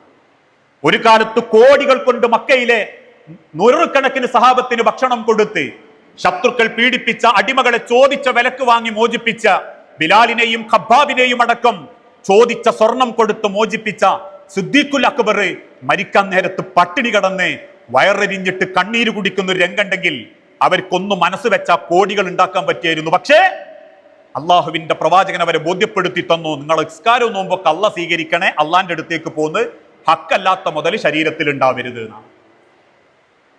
ഇന്ന് ഹറാം ഒരു ഭാഗത്ത് ചെയ്യുന്നുണ്ട്, മറുഭാഗത്ത് ഭയങ്കര നിസ്കാരവും നോമ്പും ഉണ്ട്. ആളുകൾ ഇതൊക്കെ പറയുമ്പോൾ ചിലർ ചോദിക്കും, പൈസക്ക് പൈസ വേണ്ട ഉസ്താദെ, അതാരാ തരികയെന്ന്. ഇന്നത്തെ കാലഘട്ടത്തിൽ മനുഷ്യൻ അള്ളാഹ് കൊടുക്കുന്നതിൽ ഉൾക്കൊണ്ട് ജീവിക്കാനുള്ള മനസ്സില്ലാണ്ടാവുകയും മറ്റുള്ളവരെ നോക്കി മത്സരിച്ച് ജീവിക്കാൻ വേണ്ടി വെപ്രാളപ്പെടുകയും ചെയ്തതിന്റെ പേരിലേ മനുഷ്യൻ ബാധ്യതക്കാരനായിട്ടുള്ളൂ. ആണല്ലോ, മറ്റുള്ളവരെ കാണിക്കാൻ വേണ്ടി ജീവിക്കുകയും മറ്റുള്ളവരുടെ മുൻപിൽ വലുതായി ജീവിക്കണം എന്ന് ആഗ്രഹിക്കുകയും പണത്തിന്റെ വലുപ്പമാണ് ജീവിതത്തിന്റെ സൗഭാഗ്യം എന്ന് ചിന്തിക്കുകയും ചെയ്തിടത്താണ് നമ്മളെ സമ്പാദ്യം ഹക്കല്ലാത്ത കോലത്തിലായി മാറിയത്. പ്രവാചകൻ സല്ലല്ലാഹു അലൈഹി വസല്ലമന്റെ കാലഘട്ടത്തിൽ സഹാബത്ത് കിടക്കുന്നത് ഈത്തപ്പന കുടിലിലാണ്. കത്തിത്തീരാറായ മെഴുകുതിരി അവർ സൂക്ഷിച്ചു വെച്ചു. കാരണം ഒരുപാട് മെഴുകുതിരിയുടെ കുറ്റികൾ കൂട്ടിവെച്ച് ഒരു ദിവസം കൂടി കത്തിക്കാന്നവർ ചിന്തിച്ചു. കാരണം 1 രൂപ പോലും നശിപ്പിക്കരുതെന്നും നശിപ്പിക്കുന്ന പൈസക്ക് പടച്ചോന്റെ അടുത്ത് കണക്ക് പറയേണ്ടി വരുമെന്ന് ബോധമുണ്ടായപ്പോ ആർത്തി പിടിച്ച് സമ്പാദിക്കാനും പോയില്ല, ഉള്ള സമ്പാദ്യം അവര് നല്ല നിലക്ക് ഉപയോഗിക്കാനും തുടങ്ങി. നമുക്കിന്ന് പൈസ ഇവിടുന്ന് വരുന്നൊന്നും അറിയൂല, ഏതൊക്കെ വൈക്കാ പോയതൊന്നും അറിയൂല. ചിലർ പറയലില്ലേ, ഞാനിപ്പോ മാസത്തിൽ 10,000 ഉറുപ്പ്യ ഉണ്ടാക്കുന്നുണ്ട്, 5 പൈസ ഇപ്പൊ എന്റെ കൈമലില്ല, ഏത് വൈക്കാ പോയത് എന്ന്. വന്നതും അറിയല, പോയതും അറിയല. അതുകൊണ്ട് തന്നെ വരുന്നതിൽ ഹക്കും ബാത്തിലിട്ട് നോട്ടല്ല, കിട്ടുകയാണെങ്കിൽ പോരട്ടെ, ഉള്ളത് നമ്മളെ ഭംഗിക്ക് ജീവിക്കാം എന്നുള്ളൊരു തോന്നല്. അതുകൊണ്ട് തന്നെയാണ് ഞാനിത് പറയുമ്പോഴും കൂടുതൽ പറയാ, അപ്രതീക്ഷിതമായോ പ്രയാസം കൊണ്ടോ പെട്ടുപോയവരുണ്ടാകും. അവരൊന്നും പ്രാർത്ഥിക്കുക കൂടിയും ചെയ്യുന്നില്ല. പടച്ചോനെ ഈ പലിശ നിങ്ങിഞ്ഞൊന്ന് കഴിച്ചിലാക്കിത്താ, ഇനി ആയുസ്സിൽ അതിലേക്ക് എത്തുന്ന ഒരു അവസ്ഥ ഉണ്ടാക്കരുതേ റബ്ബേന്ന്. ഇന്ന് എന്താ ചെയ്യുന്നതെന്നറിയാമോ? എങ്ങനെങ്കിലും കുറച്ച് പൈസ പള്ളിയിൽ നിന്ന് ആടുന്നു ഇവിടുന്ന് ഒക്കെ വാങ്ങിയിട്ട് എടുത്തിട്ട് ബാങ്ക് കൊണ്ടാക്കണം, ഇല്ലേ എടുത്തു കൊടുത്തിട്ട് വേറെ വെച്ചിട്ട് ഒക്കെ വേറെ എന്തെങ്കിലും എടുക്കണം. ഇങ്ങനെയുള്ള മനസ്സുണ്ടാകുമ്പോൾ പടച്ചോൻ അത് വീട്ടാൻ പോലുള്ള കഴിവ് തരൂലാണ്. അത് അള്ളാഹു പൂർത്തീകരിക്കാനുള്ള അവസരം പോലും പടച്ചോണ്ടാക്കി തരൂലെന്നാണ്. ഞാനിത് പറയാനുള്ള കാരണം, ഇനി രണ്ടാമതൊരു ഉദാഹരണങ്ങൾ നോക്കി. കുടുംബബന്ധം മുറിക്കല് ഹറാമാ. കുടുംബബന്ധം മുറിക്കല് ഹറാമാ. കാരണം അള്ളാഹു കൊളത്തിപ്പിടിച്ചത് പടച്ചോന്റെ തീരുമാന. ഞാൻ ഏത് വാപ്പാന്റെ മോനാവണമെന്നും എനിക്ക് പെങ്ങന്മാരെത്ര ഉണ്ടാവണമെന്നും എനിക്ക് അനിയന്മാരാരൊക്കെ ആവണമെന്നും എന്റെ മൂത്താപ്പ ആരാവണമെന്നും എളാപ്പ ആരാവണമെന്നും ഞാൻ ഏത് കുടുംബത്തിൽ നിന്ന് കല്യാണം കഴിക്കണമെന്നും എന്റെ ഭാര്യന്റെ വാപ്പ ആരാവണമെന്നും എന്റെ ഭാര്യന്റെ അമ്മ ആരാവണമെന്നൊക്കെ തീരുമാനിച്ചത് ഞാനോ എന്റെ വാപ്പയോ എന്റെ കുടുംബക്കാരോ അല്ല. അത് റബ്ബിന്റെ തീരുമാന. അള്ളാഹു നിശ്ചയിച്ചതാ അവിടെ എത്താൻ. ചിലരൊക്കെ തമാശക്ക് പറയലില്ല, നിങ്ങൾ ഞാൻ കാണാൻ വരുന്നതിന്റെ 2 ദിവസം മുൻപ് വേറൊരു ഗൾഫുകാരൻ എന്നെ കാണാൻ വന്നീനു, അന്ന് ആ മൂളിയിലാന്ന്. അത് മൂളാൻ പടച്ചോൻ അവസരം തരാഞ്ഞിട്ടാ. നിങ്ങൾക്ക് അള്ള നിശ്ചയിച്ചിടത്തെ അള്ളങ്ങൾ എത്തിക്കൂ. അള്ളാഹു നിങ്ങൾക്ക് വിധിച്ചത് ഏത് മണ്ണിന്റെ അടിയിലാണെങ്കിലും അത് നിങ്ങളെ കൈമലെത്തും. ആന്ധ്രയിലെയും ഗുജറാത്തിലെയും നെൽപ്പാടങ്ങളിൽ വളഞ്ഞു നിൽക്കുന്ന ആയിരക്കണക്കിന് കതിരുകളിൽ നിന്ന് ധാന്യമണികൾ ഉണ്ടാക്കി ചാക്കുകളിൽ കയറ്റി തീവണ്ടി മാർഗം കോഴിക്കോട് വലിയങ്ങാടിയിലേക്ക് എത്തി. വലിയങ്ങാടിയിലെ പലചരക്ക് കടയിൽ നിന്ന് എരഞ്ഞിക്കലിലെ സൂപ്പർ മാർക്കറ്റിലെത്തി. എരഞ്ഞിക്കലിലെ സൂപ്പർ മാർക്കറ്റിൽ നിന്ന് 50 കിലോ ചാക്കിന്റെ 28ാമത്തെ കിലോ മുതൽ 32ാമത്തെ കിലോ വരെയുള്ള 5 കിലോ എരഞ്ഞിക്കൽ അങ്ങാടിയിലെ അബ്ദുള്ള സാഹിബിന്റെ വീട്ടിലെത്തണമെന്നും ആ 5 കിലോയില് അബ്ദുള്ള സാഹിബിന് കഴിക്കാൻ പറ്റുന്നത് ഒരു 10 പിടി മാത്രമാണെന്നും പടച്ചോൻ എഴുതി വെച്ചിട്ടുണ്ട്. അത് അബ്ദുള്ളാന്റെ വയറ്റിലെത്തും. അല്ലാഹുമ്മ ലാ മാനിഅ ലിമാ അഅതൈത വലാ മുഅതി ലിമാ മനഅത. ചുണ്ടോടടിപ്പിച്ചത് കൊണ്ടുപോകാൻ പടച്ചോനും പറ്റും. കൈപിടിച്ചെടുക്കാൻ വാപ്പങ്ങനെ തയ്യാറായി നിൽക്കുക വേദിയിൽ. ഭക്ഷണമൊക്കെ റെഡി ആയിട്ടുണ്ട്. ഞാൻ പോയൊരു കല്യാണ, പിയാപ്പിള വരാൻ ഒരു 10 മിനിറ്റ് വൈകി. 11:30 പറഞ്ഞത് 11:45 പിയാപ്പിള വരുന്നത്. 40 വാപ്പാക്കൊരു അസ്വസ്ഥത ഇരിപ്പിടത്തുനിന്ന്. അദ്ദേഹം പിന്നോട്ടിങ്ങനെ മറയാൻ തുടങ്ങി. ആൾക്കാർ വാരിപ്പിടിച്ച് എങ്ങനെയൊക്കെയോ വാഹനത്തിലിട്ട് കൊണ്ടുപോയി. 11:45 വന്ന പിയാപ്പിള പിന്നെയും കാത്തിരുന്നു. 12:15, 12:30, 1 മണി. ആശുപത്രിയിൽ നിന്ന് പെണ്ണുങ്ങള് എളാപ്പനെ വിളിച്ചിട്ട് പറഞ്ഞു, അത്യാവശ്യം ക്രിട്ടിക്കലാണ്, ഐസിന്റെ ഉള്ളിൽ കയറ്റിയിട്ടുണ്ട്, മൂത്താപ്പാനോട് ഇരിക്കാൻ പറയും, ഓളെ കൈയടിച്ചു കൊടുക്കാൻ പറയും. വാപ്പിരിക്കേണ്ട സ്ഥാനത്തിൽ മൂത്താപ്പ വന്നിരുന്നു. വാപ്പ കഴിക്കേണ്ട ഭക്ഷണം പിന്നീട് 14ാമത്തെ ദിവസം അതേ ഐസിയുയിൽ കിടന്നിട്ട് വാപ്പ പടച്ചോന്റെ അടുത്തേക്ക് പോയി. അല്ലാഹുമ്മ ലാ മാനിഅ ലിമാ അഅതൈത വലാ മുഅതി ലിമാ മനഅത. പടച്ചോൻ വിധിച്ച ഇൻഡിങ്ങളെ എടുത്തിട്ടും അള്ളാഹു തടഞ്ഞാൽ ഒന്നും ഇൻഡിങ്ങളെടുത്തുനിന്ന് ഒരാൾക്കും തടഞ്ഞു വെക്കാനും പറ്റൂല, കൊണ്ടത്തരാനും പറ്റൂല. അതുകൊണ്ട് തന്നെ ഞാൻ ഏത് കുടുംബത്തിലാവണം എന്ന് തീരുമാനിച്ചത് പടച്ചോനാണെങ്കിൽ അള്ളാഹു നമ്മളെ ഏൽപ്പിച്ച എല്ലാ ബന്ധങ്ങളെ കുറിച്ചും അള്ളാഹു ചോദിക്കും. ഈ എന്റെ പെണ്ണുങ്ങളോട് എത്ര നല്ല പിയാപ്ലയായിരുന്നു എന്ന് മാത്രമല്ല അള്ളാഹ് ചോദിക്കുക, ഈ എന്റെ മക്കളോട് എത്ര നല്ല വാപ്പയായിരുന്നു എന്ന് അള്ളാഹ് ചോദിക്കുക, ഈ എന്റെ പിയാപ്ലനോട് എത്ര നല്ല പെണ്ണായിരുന്നു എന്നല്ല റബ്ബ് ചോദിക്കുക. അതോടൊപ്പം അള്ളാഹു ചോദിക്കും, ഈ നല്ലൊരു ഇക്കാക്കയായിരുന്നോ, ഈ നല്ലൊരു കാരണവരായിരുന്നോ, ഈ നല്ലൊരു മരുവാനായിരുന്നോ, ഈ നല്ലൊരു അയൽവാസിയായിരുന്നോ? ഇതൊക്കെ പടച്ചോൻ ചോദിക്കും. ഇന്ന് ആൾക്കാർ ചിന്തിക്കെന്താണെന്നറിയാവുക, സ്വന്തം കുടുംബത്തിലൊക്കെ ഭയങ്കര സ്നേഹമായിരിക്കും, വേലിന്റെ അപ്പുറത്തുള്ളതിനായിട്ട് ഒരു ബന്ധം ഉണ്ടാവില്ല. സമൂഹത്തിലൊക്കെ നല്ല വിലയും സ്ഥാനമൊക്കെ കിട്ടും, പക്ഷെ കുടുംബക്കാരായിട്ട് മഹാപ്പിണക്കായിരിക്കും.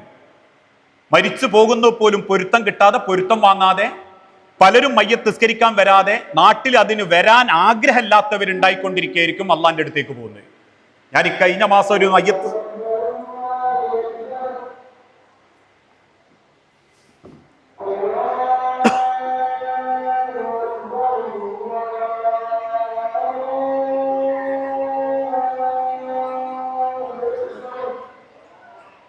എത്ര മണിക്ക് നിർത്താം?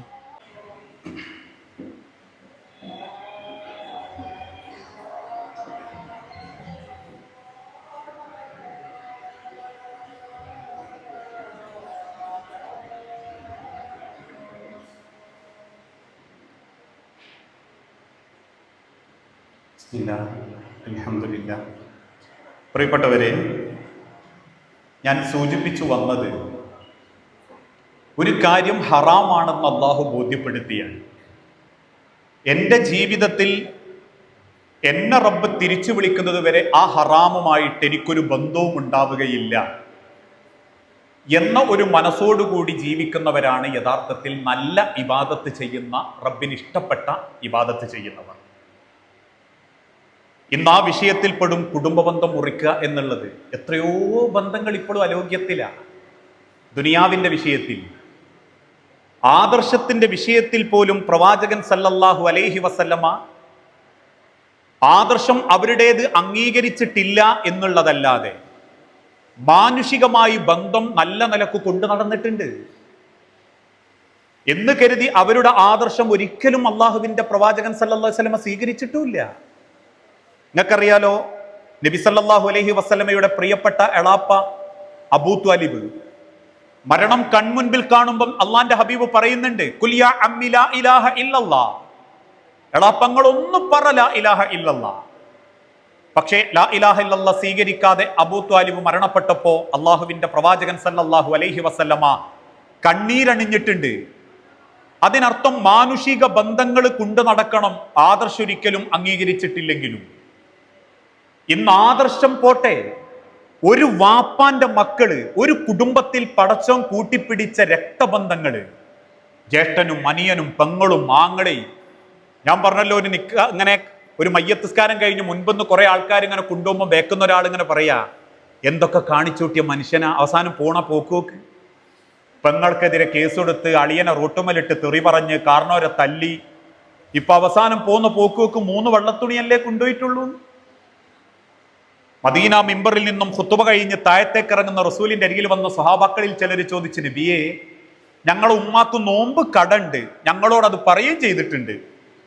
ആ നോമ്പ് കടള്ള ഉമ്മാക്ക് വേണ്ടി അതിന്റെ കുറ്റം കിട്ടാതിരിക്കാൻ ഖബറിൽ ഞങ്ങൾ എന്ത് ചെയ്യണം? അള്ളാന്റെ ഹബീബ് പുഞ്ചിരിയോടെ പറഞ്ഞു, നിങ്ങൾ ആ നോമ്പ് നോറ്റ് വീട്ടാനല്ല, ഫിദിയ കൊടുക്കണം. നിങ്ങളൊരു സാധുവിന് നോമ്പ് ഉറപ്പിച്ചാൽ മതി, അത് പരിഹരിക്കപ്പെടും. ഉടനെ മറ്റു സഹാബാക്കളിൽ ചിലർ ചോദിച്ചു, നബി, എന്റെ വാപ്പ നേർച്ച ചെയ്തു. നിങ്ങളുണ്ടല്ലോ നേർച്ച ചെയ്യാൻ, പക്ഷെ ആ നേർച്ച പൂർത്തിയാക്കാൻ പറ്റിയില്ല, അതിൻ്റെ ഇടക്ക് മരിച്ചുപോയി. നേർച്ച ചെയ്യുകയും അത് പൂർത്തീകരിക്കാതെ മരിച്ചുപോവുകയും ചെയ്താൽ അതിന് ഫിദിയ വേണം, നിർബന്ധ. ഞാൻ ആ സാന്ദർഭികമായിട്ട് പറയാം, ചിലപ്പോൾ ജീവിച്ചിരിക്കുമ്പോൾ വാപ്പ പറയും, ഇൻഷാ അല്ലാഹ് പള്ളിക്ക് അങ്ങോട്ടുള്ള വാർപ്പിനുള്ളത് ഞാൻ ചെയ്തോളട്ടോ, അത് എൻ്റെ ഒരു നേർച്ചയാണ്.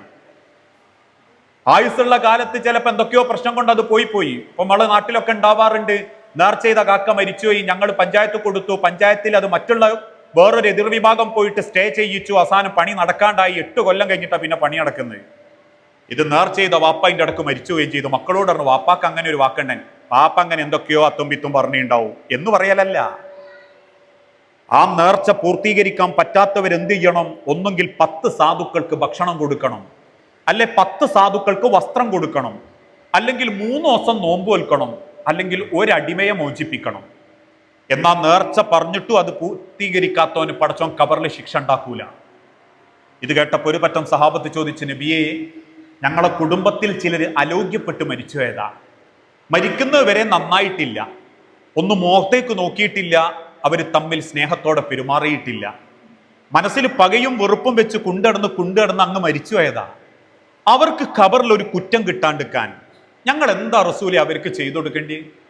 അള്ളാന്റെ ഹബീബ് തിരിച്ചു പറഞ്ഞ എന്താണെന്നറിയോ? നിങ്ങൾ മരിച്ചോന്റെ മയ്യത്ത് പള്ളിയിലെത്തുമ്പോൾ, പള്ളിയിൽ മയ്യത്തുസ്കാരത്തിന് നിൽക്കുന്ന സമയത്ത് മൈക്ക് കിട്ടും. ആ മൈക്ക് കൂടെ കാടടക്കിയിട്ട് നിങ്ങൾ ഒരു പൊരുത്തം വാങ്ങണം, മരിച്ച വന്ധ്യനായ എൻ്റെ പിതാവിന് വേണ്ടി, അല്ലെങ്കിൽ മരിച്ച അബൂബക്കറിന് വേണ്ടി നിങ്ങൾ എല്ലാവരും പൊരുത്തപ്പെട്ടു കൊടുക്കണട്ടോ എന്ന് പറയണം എന്നല്ല. അങ്ങനെ ഒരു പറച്ചിൽ പോലും റസൂലുള്ളാന്റെ കാലഘട്ടത്തിൽ ഇല്ലട്ടോ, ഇല്ല. നിങ്ങൾ പരിശോധിച്ചോളി. കട ഉണ്ടോന്ന് ചോദിച്ച് റസൂൽ ഉണ്ട് എന്ന് പറഞ്ഞപ്പോൾ മാറിന്നോന്നല്ലാതെ ഈ മനുഷ്യൻ നിങ്ങൾ പൊരുത്തപ്പെട്ടു കൊടുക്കണം. ആയുസുള്ള കാലത്ത് പലരോടും മത്സരിച്ച് വെട്ടിപ്പിടിച്ച് നാട്ടിലൊക്കെ കുത്തിത്തിരിപ്പുണ്ടാക്കി പ്രശ്നം ഉണ്ടാക്കി കുടുംബത്തിൽ ഒരു സ്വൈര്യവും കൊടുക്കാണ്ട് ജീവിച്ചോനായതുകൊണ്ട് ഇനിയിപ്പൊ മരിച്ചുപോയ സ്ഥിതിക്ക് അവന്റെ കബറൊന്നും നന്നാവാൻ വേണ്ടി നിങ്ങൾ അങ്ങ് പൊരുത്തപ്പെടിട്ടോ എന്ന് ചോദിച്ച ചരിത്രമല്ല. അത് ആയുസുള്ളപ്പോ പൊരുത്തപ്പെടണമെന്നാ. ആയുസുള്ളപ്പോ തെറ്റ് ബോധ്യപ്പെടാത്തവന് മരിച്ചിട്ട് വേണ്ടിയിട്ട് എന്ത് ചെയ്തു കൊടുത്തായിട്ടും കാര്യമല്ല. അതുകൊണ്ടാ ഇന്ന് മുസ്ലിം ഉമ്മത്തിനോട് ഉലമാക്കൾ പറഞ്ഞേ, ജീവിച്ചിരിക്കുന്ന കാലത്ത് ഒരു 10 ഉറുപ്പ്യന്റെ ഗുണം ചെയ്യാത്ത വാപ്പ മരിച്ചതിന് ശേഷം മക്കൾ വാപ്പാന്റെ പേരിൽ 100 ചാക്കരി എത്തിക്കാനെ കൊടുത്തിട്ടും കാര്യമല്ല. അത് കൊടുക്കുന്ന വാപ്പയാണ് ആദ്യം പറയും, മക്കളെ ഞാൻ ഇല്ലാണ്ടായാലും റമളാൻ മാസം നിങ്ങൾ കൊടുക്കണട്ടോ, അങ്ങനെ കൊടുത്താ വാപ്പാക്കും കബറിലേക്ക് അതിന്റെ കൂലിയിട്ടും. ഇന്ന് ആയുസുള്ളപ്പോ പോലും ഒരു ഉംറക്ക് ചിന്തിക്കാത്ത പൈസ ഉണ്ടാക്കണം എന്ന് വിചാരിച്ച് മത്സരിച്ചോടി നാട്ടിലെ സർവ്വ ബാങ്കിലും അട്ടിയാക്കി ഫിക്സഡ് ഡിപ്പോസിറ്റ് ഇട്ട് അതിന്റെ മേലെ കുളൂസിൽ ജീവിച്ചിരുന്ന വാപ്പ മരിച്ചു കഴിഞ്ഞിട്ട് പിന്നെ മക്കളെ ഒരു തീരുമാനം, ഉപ്പാക്കേണ്ടി നമുക്കൊരു അജ്ജ് ചെയ്ത് കൊടുത്താലോ, എന്നിട്ട് വലിയാരോട് വന്ന് വയ്ക്കുക, മരിച്ച വാപ്പാക്കേണ്ടി ഞങ്ങൾക്ക് അജ്ജ് ചെയ്യാൻ പറ്റുമെന്ന്. ആയുസുള്ളപ്പോ കൈമ പൈസ ഉണ്ടായിട്ടും അത് ചിന്തിച്ച് ചെയ്യാത്ത വാപ്പാക്ക് വേണ്ടി ചെയ്തു കൊടുക്കാനല്ല മരിച്ചോൽക്കുള്ള മയ്യത്തിനുള്ള ഹജ്ജ്. അത് കഴിവുണ്ടായിട്ട് ചെയ്യണമെന്ന് ആഗ്രഹിച്ചിട്ടും അതിന് പറ്റാതെ ആരോഗ്യം കൊണ്ടും ക്ഷയിച്ചു പോയ വാപ്പാർക്കാ മരിച്ചു കഴിഞ്ഞാൽ നിങ്ങൾക്ക് ചെയ്തു കൊടുക്കാന്ന് അറിയുന്നത്. അതാ ഇസ്ലാമിന്റെ നിയമം, അതാ ഇസ്ലാമിന്റെ മര്യാദ. ആയ കാലത്ത് കള്ളുടിച്ചും തോന്നിയാസം ചെയ്തും സർവ്വ വൃത്തിയേടും ചെയ്തു കുടുംബക്കാരെ പിണക്കുണ്ടാക്കി നടന്ന വാപ്പാക്ക് വേണ്ടി ചെയ്യണം എന്നല്ല. അതുകൊണ്ട് തന്നെയാ ഇസ്ലാം പഠിപ്പിച്ചതും. സഹാബത്ത് ചോദിച്ചപ്പോ റസൂൽ ഇങ്ങനെ കുറച്ചേരം ഉണ്ടാതൊന്നു മിമ്പർമല്. വീണ്ടും സഹാബത്ത് ചോദിച്ചു, നബിയെ പറ, എന്ത് ചെയ്തു കൊടുക്കണം? അള്ളാന്റെ ഹബീബ് തിരിച്ചു പറഞ്ഞു, നിങ്ങൾ വാപ്പാന്റെ പേരിൽ ഒരു പള്ളി ഉണ്ടാക്കി കൊടുക്കണം, ഉമ്മാന്റെ പേരിൽ നിങ്ങൾ ഒരു 10 ഉംറ ചെയ്യണം. അല്ല, ലാ യമീന ഫീ ഖതീഅത്തു റഹ്മീൻ, കുടുംബബന്ധം മുറിച്ചവർക്ക് ഒരു ഫിദിയയില്ല, ഒരു ഫിദിയയില്ല. എന്തെങ്കിലും ഒന്ന് ചെയ്തു കൊടുക്കാൻ അതില്ല. അതുകൊണ്ട് ആ റബീഉൽ അവ്വൽ 12 എണീക്കാൻ പറ്റാത്ത റസൂലുള്ള റബീഉൽ അവ്വൽ 10 തളർന്ന് ഈത്തപ്പന ഓലയിൽ 3 തവണ ബോധം കെട്ട് വീണ് ശരീരത്തിന്റെ ചൂട് കണ്ട് നെഞ്ചു പൊട്ടിയ സഹാബത്ത് 7 തോൽപാത്രം വെള്ളം, പാന വെള്ളം അള്ളാന്റെ ഹബീബിന്റെ ശരീരത്ത് കൊണ്ട് ചോദിച്ചു. എന്നിട്ട് ചൂടൽപ്പം കുറഞ്ഞു എന്ന് തോന്നിയപ്പോ റസൂലുള്ള മകളുടെ ഭർത്താവ് ഫാത്തിമാന്റെ ഭർത്താവ് അലീനെ വിളിച്ചിട്ട് പറഞ്ഞു, അലിയെ ഇനി ഒന്ന് മദീനത്തെ പള്ളി കൊണ്ടുപോകണം കേട്ടോ എന്ന്. വലത്തെ കൈയെടുത്ത് അലി തോളിലിട്ട് റസൂലിനെ പൊന്തിച്ചാൻ നോക്കി, പറ്റണില്ല താങ്ങാൻ. അലി കൂട്ടുകാരൻ കഅബ് ബിൻ മാലിക്കിനെ വിളിച്ചു. രണ്ടാളും കൂടി 2 കൈയെടുത്ത് റസൂലിനെ തോളിലിട്ട് ഇങ്ങോട്ട് പൊക്കി മദീനത്തെ പള്ളിയിലേക്ക് ഇങ്ങനെ പോകുമ്പോ പ്രവാചകന്റെ തളർച്ച കാരണം റസൂലിന്റെ കാലുകൾ മദീനത്തെ മണലിലൂടെ അങ്ങനെ അയഞ്ഞുപോയി. പിന്നിൽ അത് കണ്ടു നിൽക്കുന്ന ആയിഷ ബീവി ഹൃദയം പൊട്ടിക്കരഞ്ഞിട്ട് ചോദിച്ചു, റസൂലേ എന്തിനാ നിങ്ങൾ വയ്യാത്തപ്പോ ഇങ്ങനെ പോണ്? മദീന മിമ്പറിന്റെ 1-ാമത്തെ പടിയിലിരുന്ന് റസൂലുള്ള കണ്ണീരോടെ പറഞ്ഞു, മുഹമ്മദിന്റെ വാക്കുകൊണ്ടോ പെരുമാറ്റം കൊണ്ടോ എപ്പോഴെങ്കിലും നിങ്ങൾക്ക് മനസ്സിലൊരു അലോഗ്യമോ വെറുപ്പോ തോന്നിപ്പോയിട്ടുണ്ടെങ്കിൽ, എന്റെ വാക്ക് അതിര് കടന്നു പോയിട്ടുണ്ടെങ്കിൽ, അതെന്നെ തിരിച്ചു തല്ലിയാൽ നിങ്ങൾക്കത് തീരുമെങ്കിൽ ഫഹാദാ ലഹിരി, തല്ലേണ്ടവർക്ക് എന്റെ പെരടി നോക്കി തല്ലാം.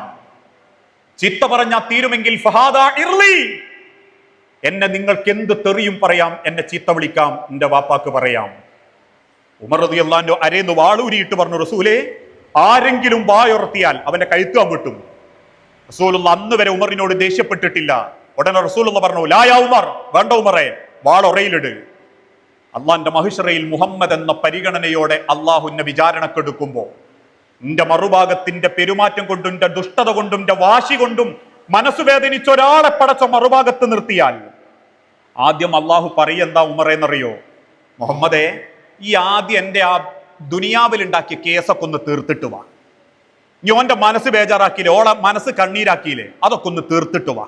എന്നിട്ട് എന്റെ നിസ്കാരവും നോമ്പും എന്റെ ഇബാദത്തൊക്കെ ഞാൻ സ്വീകരിക്കൂ. എന്നെ വിചാരണക്ക് പോലും ഞാൻ വിളിക്കുക, ഈ ആ പൊരുത്തം കിട്ടിയാലും മാത്രം.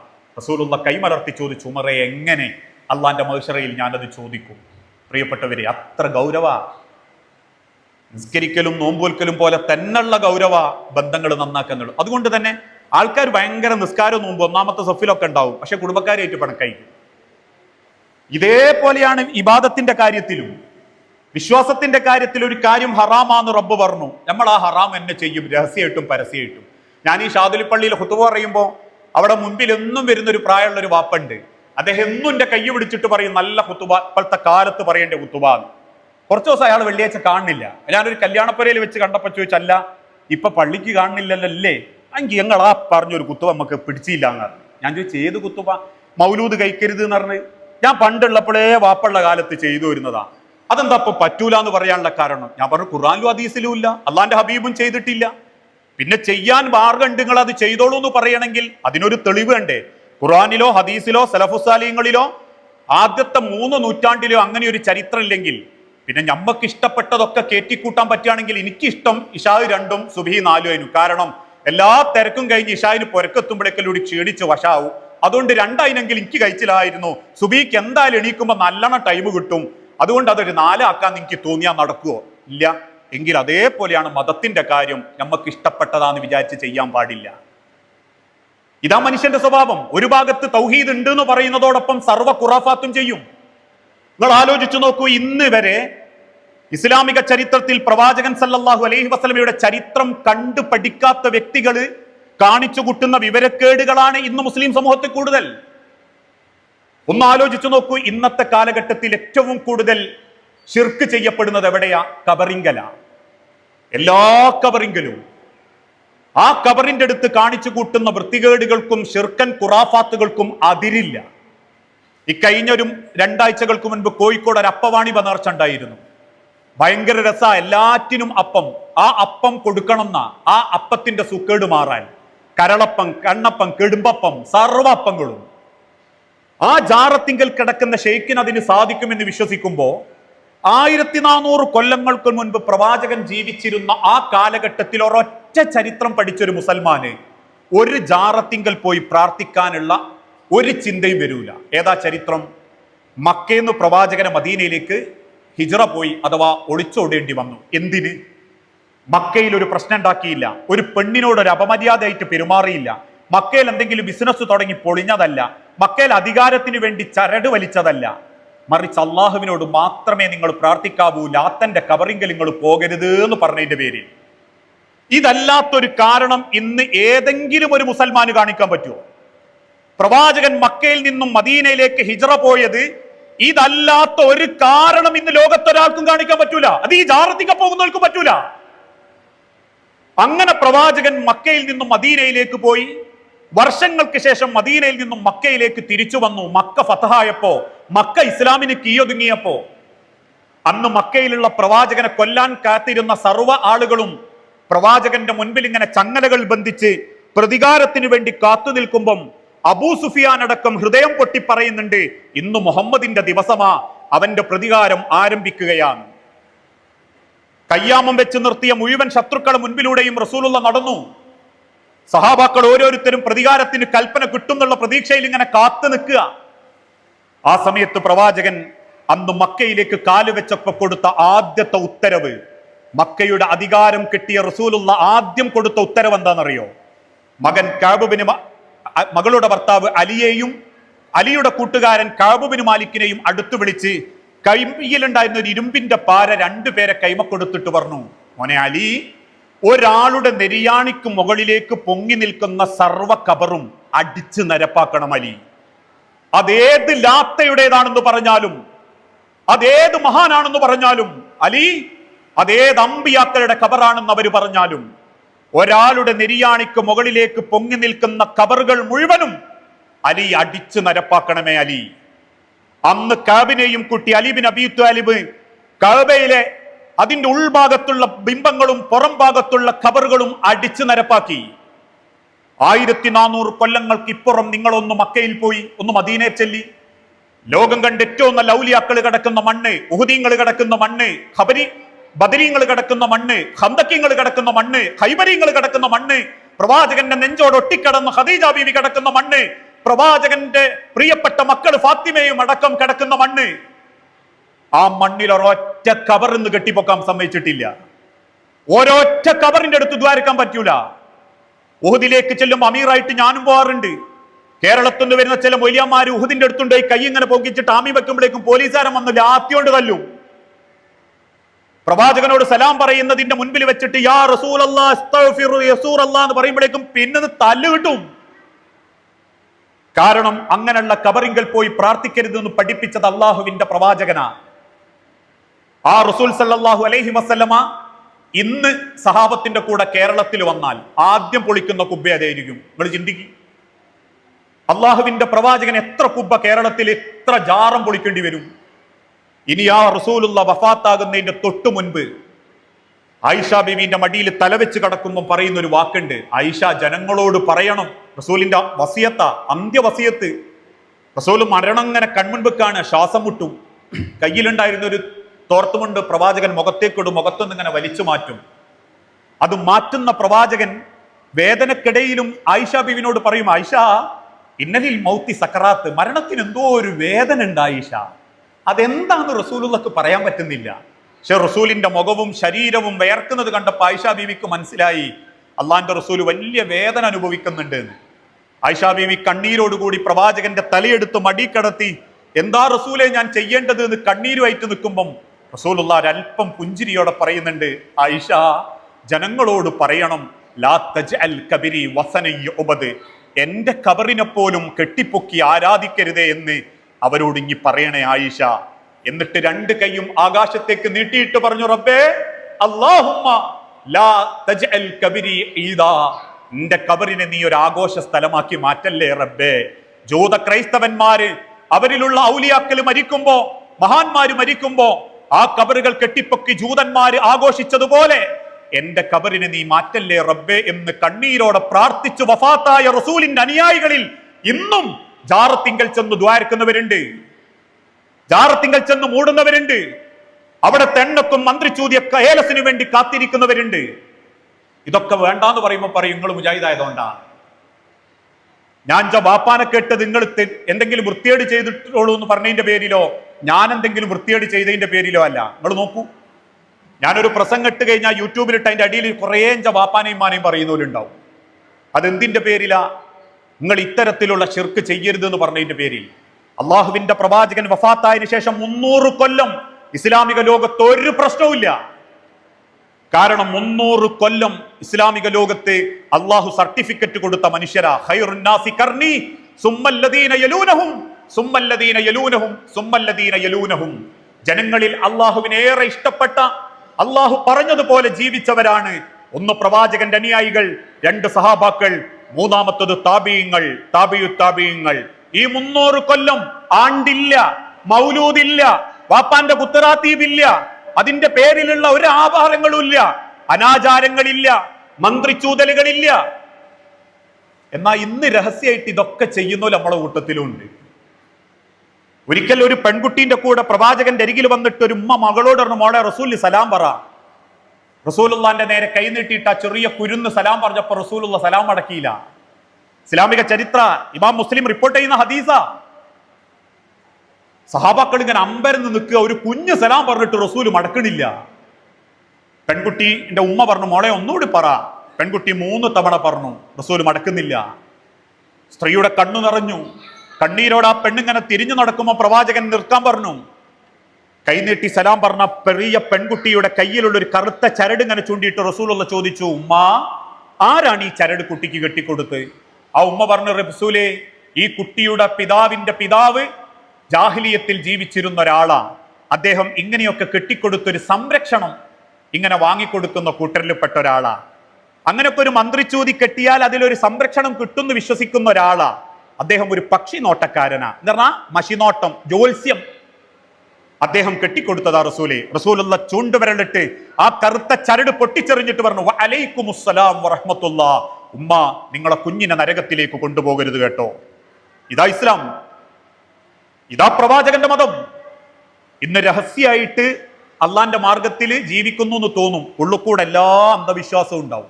ഞാൻ തമാശക്ക് വേണ്ടി പറയലുണ്ട്, നിങ്ങൾക്ക് ഇങ്ങോട്ട് ദേഷ്യമൊന്നും തോന്നണ്ട. നല്ലൊരു കല്യാണാലോചന ഒക്കെ വരുമ്പോ അവസാനം ഒരു ചോദ്യചിഹ്നം, ഓള് മറ്റേ കൂട്ടരാ. ഏത്? ഈ ജാറത്തിങ്കലൊക്കെ പോകുന്ന ഷിർക്കൊക്കെ ചെയ്യുന്ന വിഭാഗത്തിൽപ്പെട്ട ആളാ. അപ്പൊ ചില വാപ്പാരങ്ങ് റാമൂളിയിട്ട് പറയും, നമ്മളെടുത്തക്കല്ലേ കൊണ്ടുവരുന്നത്, നമ്മണ്ടക്കല്ലേ കൊണ്ടുവരുന്നത്, എരഞ്ഞിക്കല്ലേ കൊണ്ടുവരുന്നത്. ഇഷ്ടം പോലെ ഖുറാൻ ക്ലാസ് ഉള്ള പള്ളി, റമളാനിൽ ക്ലാസ് ഉള്ള പള്ളി, വെള്ളിയാഴ്ച മലയാളത്തിൽ ജുമുഅ ഉള്ള പള്ളി, നമ്മക്ക് കൊണ്ടുവരുന്നു കുട്ടീനെ മാറ്റാന്ന്. കല്യാണമൊക്കെ കഴിഞ്ഞ് ഒരു 6 മാസം കഴിയുമ്പോൾ കാണാൻ ചെറുപ്പക്കാരൻ എരഞ്ഞിക്കൽ അങ്ങാടിയിൽ നിന്ന് ഹോട്ടലിൽ നിന്ന് ഫുഡ് കഴിക്കുന്നു, ഉച്ചക്കത്തെ ചോറ്. ഉടനെ ചില നാട്ടുകാർ കല്ലടോ പൊരയിലൊന്നും ഉണ്ടാക്കലില്ലേ? അല്ല, പെണ്ണുങ്ങളില്ല. എന്തേ? പെണ്ണുങ്ങൾ ഓളെ വീട്ടിൽ പോയതാ. അതെന്തേ? ഓളെ വല്യപ്പൻ്റെ ആണ്ടാ. അപ്പൊ ഈ പോണില്ലേ, ഞാൻ രാത്രി അങ്ങോട്ട് പോകും. അപ്പൊ ആരാ മാറി? നേരെ ഇങ്ങോട്ടായതല്ല. ഈ പറഞ്ഞതിന്റെ അർത്ഥം കെട്ടണ്ടെന്നോ മാറണ്ടെന്നോ അല്ല. ഇപ്പോഴും അത് അംഗീകരിച്ചു കൊടുക്കുന്ന മനസ്സോടെ ജീവിക്കുന്നതിന് പകരം അത് ശരിയല്ല, അത് തെറ്റാണ്, നാളെ അള്ളാന്റെ സ്വർഗത്തിൽ എനിക്കും മക്കൾക്കും കയറണമെങ്കിലേ ഖുർആനിലും ഹദീസിലും ഉള്ളത് മതീന്ന് പറഞ്ഞു കൊടുക്കാൻ പറ്റുന്നില്ലെങ്കിൽ കെട്ടിക്കൊണ്ടോ നിങ്ങളും കുറ്റക്കാരാ, അത് അറിയിച്ചു കൊടുക്കാത്ത നാടും കുറ്റക്കാരാ. അങ്ങനെ ഇസ്ലാമിനെ ചിന്തിക്കണ്ടേ? ഞാൻ ആക്ഷേപിക്കല്ലോ, നിങ്ങളൊന്ന് ആലോചിച്ച് നോക്കൂ. ഖുർആനിലും ഹദീസിലുള്ളതാണോ നമ്മൾ അംഗീകരിക്കണം, അനുസരിച്ചേ മതിയാകൂ. ആണ്ട് കഴിക്കല്, മൗലൂദ് കഴിക്കല്, ഇതുപോലുള്ള അന്ധവിശ്വാസങ്ങളിൽ പോകല്, എന്തെങ്കിലും നഷ്ടപ്പെടുമ്പോഴേക്കും ജാറത്തിങ്കൽ ചെന്ന് ദ്വാരക്കല്, രഹസ്യമായിട്ട് മഷി നോക്കാൻ പോകല്, ജ്യോത്സ്യപ്പണി വിശ്വസിക്കല്, വെറ്റിലയിൽ എഴുതുന്നവനെ കണ്ടിട്ട് ഇസ്മിന്റെ പണി ചെയ്യിപ്പിക്കല്, വീട്ടിന്റെ ഉത്തരത്തിൽ സുക്കേടുണ്ടാകുന്നു വിശ്വസിക്കല്, എന്നിട്ട് അത് കെട്ടിത്തൂക്കല്. കണ്ണിമൂലയിൽ ഒരു ബാത്റൂം ഉണ്ടായതിന്റെ പേരിൽ അത് പൊളിച്ചു മാറ്റണം എന്ന് ഏതോ ഉസ്താദ് തലക്കെട്ടുകാരൻ പറഞ്ഞപ്പോഴേക്കും ഉണ്ടാക്കിയ ബാത്റൂമിലേക്ക് ഒരിക്കൽ പോലും കയറാതെ അത് പൊളിച്ചു മാറ്റി. പിന്നെ അവസാനം മുറ്റത്തേക്ക് വേറെ ബാത്റൂം ഉണ്ടാക്കിയവര്. എന്നിട്ട് നമ്മൾ പറയാ ആമൻതു, എനിക്ക് ഭയങ്കര വിശ്വാസാണ്. ഇല്ല, ഇത്തഖിൽ മഹാരിം ഫതകുൻ ആബദന്നാസ്. അള്ളാഹ് അടിയുറച്ചു നിൽക്കുന്ന ഒരു വിശ്വാസി ദുനിയാവിൽ ഒന്നിനെയും പേടിക്കണ്ട, അള്ളാഹുവിനെ അല്ലാതെ. ഞാനിത് പറയാനുള്ള കാരണം നമ്മളെ മദ്രസകളിലൂടെയൊക്കെ ആ തൗഹീദി വിശ്വാസം മക്കളെ മനസ്സിലെത്തണം. ആരെയും ജയിക്കാനും ആരെയും തോൽപ്പിക്കാനും അല്ല. ഇക്കാലം വരെ നമ്മൾ പ്രസംഗിക്കുന്നത് ഒരാളെ മുജാഹിദിലേക്കാക്കാനല്ല, അവർ അന്ധവിശ്വാസം മാറാനാ. ഏത് പ്രസംഗങ്ങൾ പരിശോധിച്ചോ, മുജാഹിദ് പ്രസ്ഥാനത്തിന്റെ നേതാക്കന്മാർ പ്രസംഗിക്കുന്നത് മുജാഹിദിലേക്ക് ആളെ കൂട്ടാനല്ല. ആളെ കൂട്ടാനായിരുന്നുവെങ്കിൽ ലക്ഷക്കണക്കിന് മനുഷ്യന്മാരെ പങ്കെടുപ്പിച്ച 14 സമ്മേളനങ്ങളെ കൊണ്ട് കേരളത്തിലുള്ള ഒരു 10 പഞ്ചായത്തെങ്കിലും നമ്മൾ വാങ്ങും. ഇന്ന് വരെ ലക്ഷക്കണക്കിന് ആൾക്കാരെ പങ്കെടുപ്പിച്ചതിന്റെ പേരിൽ ഒരു രാഷ്ട്രീയ നേട്ടവും നേതാക്കന്മാരെടുത്തേക്ക് പോയിട്ടില്ല. ഒരു പഞ്ചായത്തിലും നമ്മൾ ഉള്ളിക്കൂടെ ഉദ്ധരണികൾ കൊടുത്തിട്ടില്ല, ധവളപത്രം ഇറക്കിയിട്ടില്ല. ഏതെങ്കിലും പള്ളിയിലുള്ള മിമ്പറുകളിൽ നിന്ന് നിങ്ങൾ ആർക്ക് വോട്ട് ചെയ്യണമെന്ന് പോലും പറയാത്തത് എന്തുകൊണ്ടാണെന്നറിയോ? ഓരോരുത്തർക്കും അവരുടേതായ പാർട്ടി. ആ മുജാഹിദ് പ്രസ്ഥാനത്തിൽ എന്നും ആളുകൾ പ്രസംഗിക്കുന്നത് ആളുകൾ അന്ധവിശ്വാസത്തിൽ നിന്ന് മാറി തൗഹീദിൽ ഉറച്ച് ജീവിച്ചു മരിക്കാൻ വേണ്ടിയാ, തൗഹീദിൽ ജീവിക്കാൻ വേണ്ടിയാ. അള്ളാന്റെ മുൻപിലെത്തുമ്പോൾ തൗഹീദുള്ള കുടുംബമായിട്ട് പടച്ചോന്റെ അടുത്ത് പരിഗണിക്കപ്പെടാൻ വേണ്ടിയാ.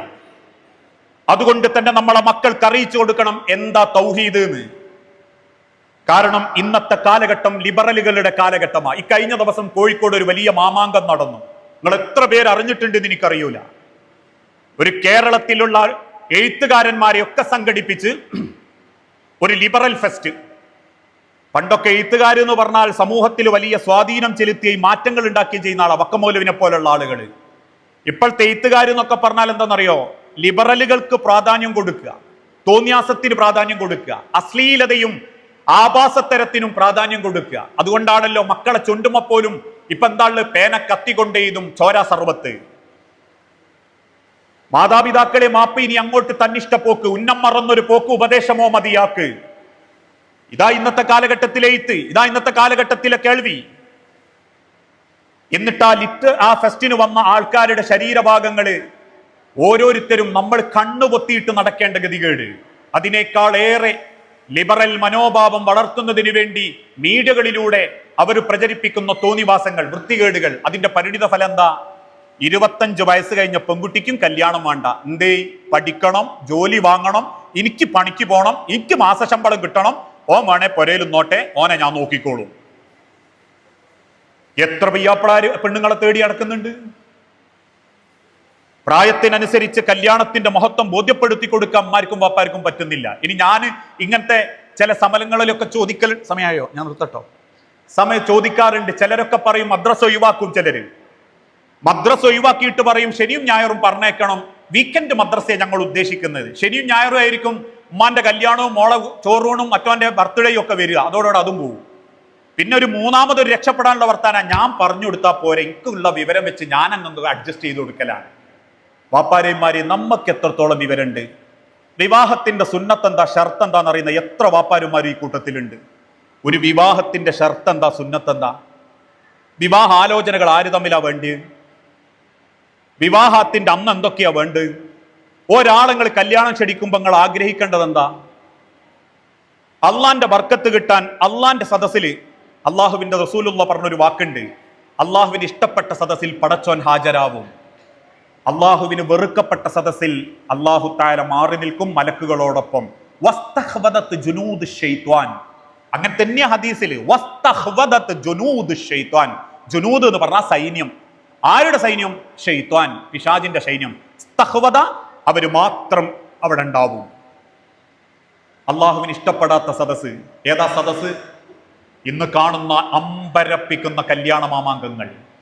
ആരാന്റെ കല്യാണ വീട്ടിൽ എന്ത് കണ്ടോ അത് നമ്മളെ കല്യാണപ്പുരയിലും വേണം. എന്തൊക്കെയാ മോഡലുകൾ ഇപ്പം വരുന്നതെന്നാ ഓരോന്ന് കേൾക്കുമ്പോൾ നമ്മൾ തന്നെ അമ്പരം നോക്കുക. ഒരു കാലത്ത് പെൺമക്കളുള്ള വാപ്പാർക്ക് സ്ത്രീധനായിരുന്നു ബേജാറ്.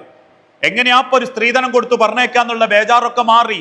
ഇപ്പൊ 6 ദിവസം ഒരുക്കാൻ ബ്യൂട്ടീഷ്യന്മാർ ഓരോരോ ദിവസത്തേക്കും 10,000, 15,000, 20,000. ഇപ്പൊ ഉള്ളിലുമാർ പറയുന്നുണ്ടാവും അതൊക്കെ പണ്ട് മൊയിലാരെ, ഇപ്പൊ 50,000. കറുത്തതിന് വെളുപ്പിച്ചേരും, വെളുപ്പിച്ചതിന് ചോപ്പിച്ചേരും. അതിനേക്കാൾ ഏറെ ഫോട്ടോഗ്രാഫർ പറഞ്ഞുതരും വാപ്പ എങ്ങനെ കൊണ്ടുവരണം പെൺകുട്ടീനാന്ന്. സങ്കടം തോന്നാറുണ്ട്. കാരണം വാപ്പ കൊണ്ടുവരണം തുള്ളിക്കളിച്ചോണ്ട്, രണ്ട് സൈഡിൽ നിന്നും ഫോഗ്, പുക, 4 ഭാഗത്തുനിന്നും പൂത്തിരി. നിശ്ചയിക്കപ്പെടാൻ പോകുന്നതിന്റെ മുൻപേ കഴുത്തിലണിയാം മാല, കൈമലണിയാം ബ്രേസ്ലെറ്റ്, പിന്നോളം ഉമ്മാക്കണിയാം വേറെ ചുരിദാറ്, വാപ്പാക്ക് കൊടുക്കാൻ കുപ്പാശീല, പിന്നെ പെൺകുട്ടിക്ക് വിളിക്കാൻ ഐഫോണ്. അവിടെ തീരുവോ?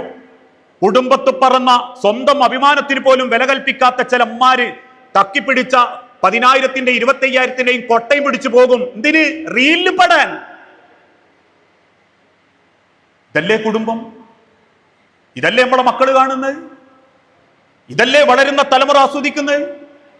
ഇതൊന്നും ചെയ്തൂടാന്ന് പറയുമ്പോഴേക്കും ആൾക്കാർ നമ്മളെ ഒരു മദ്രസ പൊട്ടനാക്കും. 2000-ന്റെ മുൻപിൽ ജനിക്കാൻ കഴിവുള്ളവനാണ്, അന്ന് ജനിച്ച് മരിച്ചോണ്ടേ ഞാനൊന്ന് പറഞ്ഞാലും. ഇതിന്റെ അതിരുവിട്ടതിന്റെ ഉപയോഗത്തിന്റെയും അതിരുവിട്ട ആസ്വാദനത്തിന്റെയും അവസ്ഥ എവിടെ എത്തി? വിദ്യാഭ്യാസത്തിന് വേണ്ടി മംഗലാപുരത്ത് ചെന്ന് അവസാനം 10 ദിവസം ലീവ് ഉണ്ടായിട്ടും ഞാൻ കമ്പയർ സ്റ്റഡിക്ക് ഇവിടെ വെയിറ്റ് ചെയ്യാണ് ഉമ്മ എന്ന് പറഞ്ഞ പെൺകുട്ടി മൂന്നാമത്തെ ദിവസം കോഴിക്കോട് എരഞ്ഞിപ്പാലത്തെ ഫ്ളാറ്റിൽ ആൺ സുഹൃത്തിന്റെ, പണ്ടതിന് ജാരൻ എന്ന് പറയാ, ഇപ്പൊ ഒന്നും കൂടി പരിഷ്കരിച്ചു, കുറെ കാലം ആൺ സുഹൃത്ത്, ഇപ്പൊ ബെസ്റ്റി എന്നാ പറയാ, ബെസ്റ്റിയുടെ റൂമിൽ ആത്മഹത്യ ചെയ്തു. ഈ പിടുത്തം വിട്ട പോക്ക് കാണുമ്പോഴും പത്രത്തിൽ വായിച്ചിട്ട് ഇങ്ങനെ മൂക്കത്ത് വിരൽ വെച്ച് ആസ്വദിക്കുന്ന സ്വന്തം പുരയിൽ ഇറങ്ങിപ്പോകുന്ന മോക്ക് കണങ്കാലിന്റെ മേലെ ചരടുണ്ട്, ഓളെ ശരീരത്തിലേക്ക് മാന്യത പറയാത്ത വസ്ത്രമുണ്ട്, സമൂഹത്തിന്റെ ഇടയിൽ പരിഷ്കാരിയായി ജീവിക്കാൻ വെപ്രാളപ്പെടുന്ന മക്കൾക്ക് വേണ്ടി പണം വാരിയെതറുന്ന മാതാപിതാക്കളുണ്ട്. എന്നിട്ട് അവര് പറയാ അപ്പോഴത്തെ കാലത്തിന്റെ ഒരു പോക്കേന്ന്. കാലമല്ല കുറ്റവാളി, നിങ്ങൾ കാലത്തിനെ കുറ്റം പറയരുത്. കുറ്റവാളികൾ മാറാത്ത മനുഷ്യന്റെ കുടുംബത്തിന്റെ ഹൃദയങ്ങളാ. ഇത് പഠിപ്പിച്ചു കൊടുക്കാനുള്ളതായിരുന്നു മദ്രസ ഇപ്പൊ ആർക്കും വേണ്ട. കുട്ടികൾ കുറഞ്ഞുകൊണ്ടിരിക്കുന്നു, ആളുകൾക്ക് താല്പര്യം ഇല്ലാണ്ടായിക്കൊണ്ടിരിക്കുന്നു. രാവിലെ എണീച്ച് പറഞ്ഞേപ്പിക്കാന്നൊക്കെ പറഞ്ഞാൽ വലിയ റിസ്കാപ്പോ. അതിന്റെ അറിവില്ലായ്മ നമ്മളെ മക്കളെ സ്വാധീനിക്കുമ്പോൾ 4 കാലിൽ മക്കളെ എഴുന്നൊരവസ്ഥയിലേക്ക് സമൂഹം മക്കളെ എത്തിച്ചു. ഇതൊന്നും ഒരു സുപ്രഭാതത്തിൽ ഉണ്ടായതല്ല. ഇതൊക്കെ അറിഞ്ഞു പണിയെടുക്കുന്ന അടിത്തട്ടിൽ ലിബറൽ മനോഭാവം വെച്ചു പുലർത്തുന്ന ദുഷ്ട മനസ്സുകൾ അറിഞ്ഞു പണിയെടുത്തുകൊണ്ടിരിക്കുക. ചരിത്രത്തിന്റെ ഓരോ സെക്കൻഡുകൾ വായിച്ചറിഞ്ഞോളി. കഴിഞ്ഞ 10 കൊല്ലത്തിന്റെ ഇടക്ക് കേരളത്തിന്റെ അടിവേരിൽ കുത്തിവെക്കപ്പെട്ട മഹാമാരിയ കൊറോണയല്ല, കേരളത്തിന്റെ അടിവേരിൽ കുത്തിവെക്കപ്പെട്ട മഹാമാരി ലിബറലിസമാ, നിരീശ്വരവാദമാ. മതമാണ് പ്രശ്നമെന്ന് പഠിപ്പിക്കുന്ന ക്യാമ്പസുകളും അന്യന്റെ സഹോദരന്റെ മാറിടങ്ങളിലേക്ക് കമ്പികൾ കുത്തിത്താഴ്ത്തി രക്തത്തിന്റെ ചുവപ്പാണ് ആണത്വത്തിന്റെ ചുവപ്പെന്നും പള്ളിക്കൂടങ്ങളാണ് വേണ്ടതെന്നും പള്ളികളിലെന്നും സ്ഥാപിക്കപ്പെടുന്ന ലിബറൽ മനോഭാവത്തിലേക്ക് ആധുനിക കൗമാരങ്ങളെയും യൗവനങ്ങളെയും യുവത്വങ്ങളെയും യുവതികളെയും കൊണ്ടെത്തിക്കാൻ പറ്റിയതിന്റെ ഭവിഷ്യത്തുകളാണ് രക്ഷിതാക്കളെ ഇന്ന് അനുഭവിച്ചുകൊണ്ടിരിക്കുന്നത്. ഞാൻ രാഷ്ട്രീയം പറയാന്നൊന്നും ചിന്തിക്കരുത് കേട്ടോ. നിങ്ങളൊന്ന് ആലോചിച്ച് നോക്കിയാൽ മതി.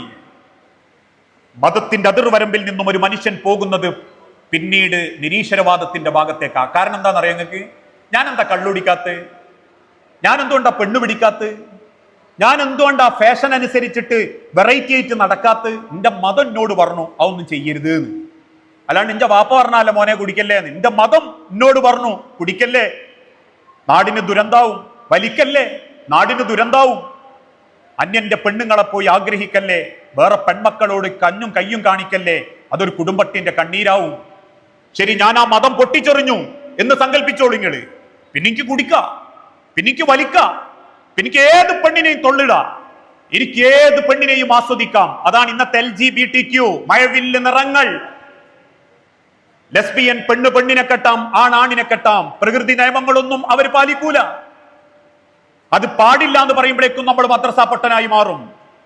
ഇനി സ്വന്തം മാതാവിനോട് പോലും ലൈംഗികാസക്തി തോന്നാം, സ്വന്തം പിതാവിൽ നിന്നും ഗർഭം ധരിക്കാം, ഏതോ ആണിന്റെ ഗർഭം ധരിച്ച് സമൂഹത്തിന്റെ വലുപ്പം കൂട്ടാം എന്ന ചിന്താഗതിയിലേക്ക് സമൂഹത്തിയപ്പോ ഇന്നും മറയില്ലാതെ തോന്നിവാസങ്ങളുടെ ലോകമായി നമ്മളെ നാട് മാറാൻ തുടങ്ങി. അതിന്റെ പരിണിത ഫലമാണ് ഇന്ന് കേട്ടുകൊണ്ടിരിക്കുന്ന പലതും കുത്തഴിഞ്ഞ ലഹരിയുടെ കടന്നുകയറ്റം. എത്ര ആൺമക്കളെ അമ്മാര് പേടിച്ച് ജീവിക്കുന്നതെന്നറിയോ? എത്ര ആൺകുട്ടികളാണെന്നറിയാകോ ലഹരിക്ക് കീഴ്പ്പെട്ട് അടിമപ്പെട്ട് ജീവിക്കുന്നത്? ഇനി ഇത്തരത്തിലുള്ള ഒരു ഖുർആൻ ക്ലാസ് ഒക്കെ ഒന്ന് സംഘടിപ്പിച്ചാലോ അവിടെ നമ്മളെ മക്കളില്ല. അവിടെ നമ്മളെ മക്കൾക്ക് സ്ഥാനം പോലും കിട്ടാത്തൊരവസ്ഥ. ഞാൻ പറയാറുണ്ട്, MSM കേരളത്തിൽ പലരും പറയാറുണ്ട്, എന്താ ഇപ്പം ഇവിടെയൊക്കെ ഉണ്ടാക്കിയത് എന്ന്. കണ്ടിന്യൂസ് റിലീജിയസ് എഡ്യൂക്കേഷൻ, മദർ തുടർ വിദ്യാഭ്യാസ പദ്ധതി MSM കൊണ്ടുവന്നു. CRE, നമ്മളെ മക്കൾ എത്ര പേര് അതിന് പോകുന്നുണ്ട്. ഹൈസെക്കുകൾ വന്നു, പ്രോഫ്കോണുകൾ വന്നു. ഞാൻ ഇതൊക്കെ പറയുന്നത് എന്തിനാന്ന് ചോദിച്ചാൽ, നമ്മളെ കുടുംബത്തിലേക്ക് തൗഹീദിന്റെ വെളിച്ചവും ഹറാമിന്റെ ഗൗരവവും മക്കളെ ബോധ്യപ്പെടുത്തി കൊടുക്കാൻ നമ്മളെ കൊണ്ട് പറ്റണം. അതിനെന്തു വേണം? ആ ഹറാമിന്റെ ഗൗരവം ബോധ്യപ്പെടുത്തി കൊടുക്കുന്ന നിലക്ക് ഹക്കും ബാത്തിലും വേർതിരിച്ച് നമ്മളെ കുടുംബത്തെ നമ്മൾ പര്യാപ്തമാക്കണം. സമയത്തിന്റെ പരിമിതിയുണ്ട്. രണ്ടാമത്തെ യോഗ്യത, വർള ബിമാ ഖസമല്ലാഹു ലക, അള്ളാഹു നമുക്ക് തന്നതിൽ നമ്മൾ തൃപ്തിപ്പെടണം. ഫതകുൻ അഗന്നന്നാസ്, എന്നാ ജനങ്ങളിൽ വലിയ ഐശ്വര്യം ഉണ്ടാവും. മനുഷ്യന്മാര് ഇന്ന് ചിന്തിക്കുന്ന എന്താണെന്നറിയാവോ? വലിയ വീടുണ്ടാവുക, ഒരുപാട് പൈസ ഉണ്ടാവുക, നാട്ടുകാരെ കാണിക്കാൻ അടിച്ചുപൊളിച്ച് ജീവിക്കുക, ലക്ഷറി ലൈഫിലേക്ക് എത്തുക, ഇതാ ഐശ്വര്യം എന്നാ വിചാരിക്കുന്നത്. അത് പ്രൊഡക്റ്റ് ചെയ്യപ്പെടുന്ന എത്ര യൂട്യൂബന്മാരെയാണെന്നറിയോ ഉമ്മാരും വാപ്പാരും അംഗീകരിച്ചുകൊണ്ടിരിക്കുന്നത്. പൈസ എന്നുള്ള ഒരു ആർത്തിയിലേക്ക് മനുഷ്യൻ മാറിയതിന്റെ പരിണിതഫല ഒരു സാധു ആത്മഹത്യ ചെയ്യാനുള്ള കാരണം.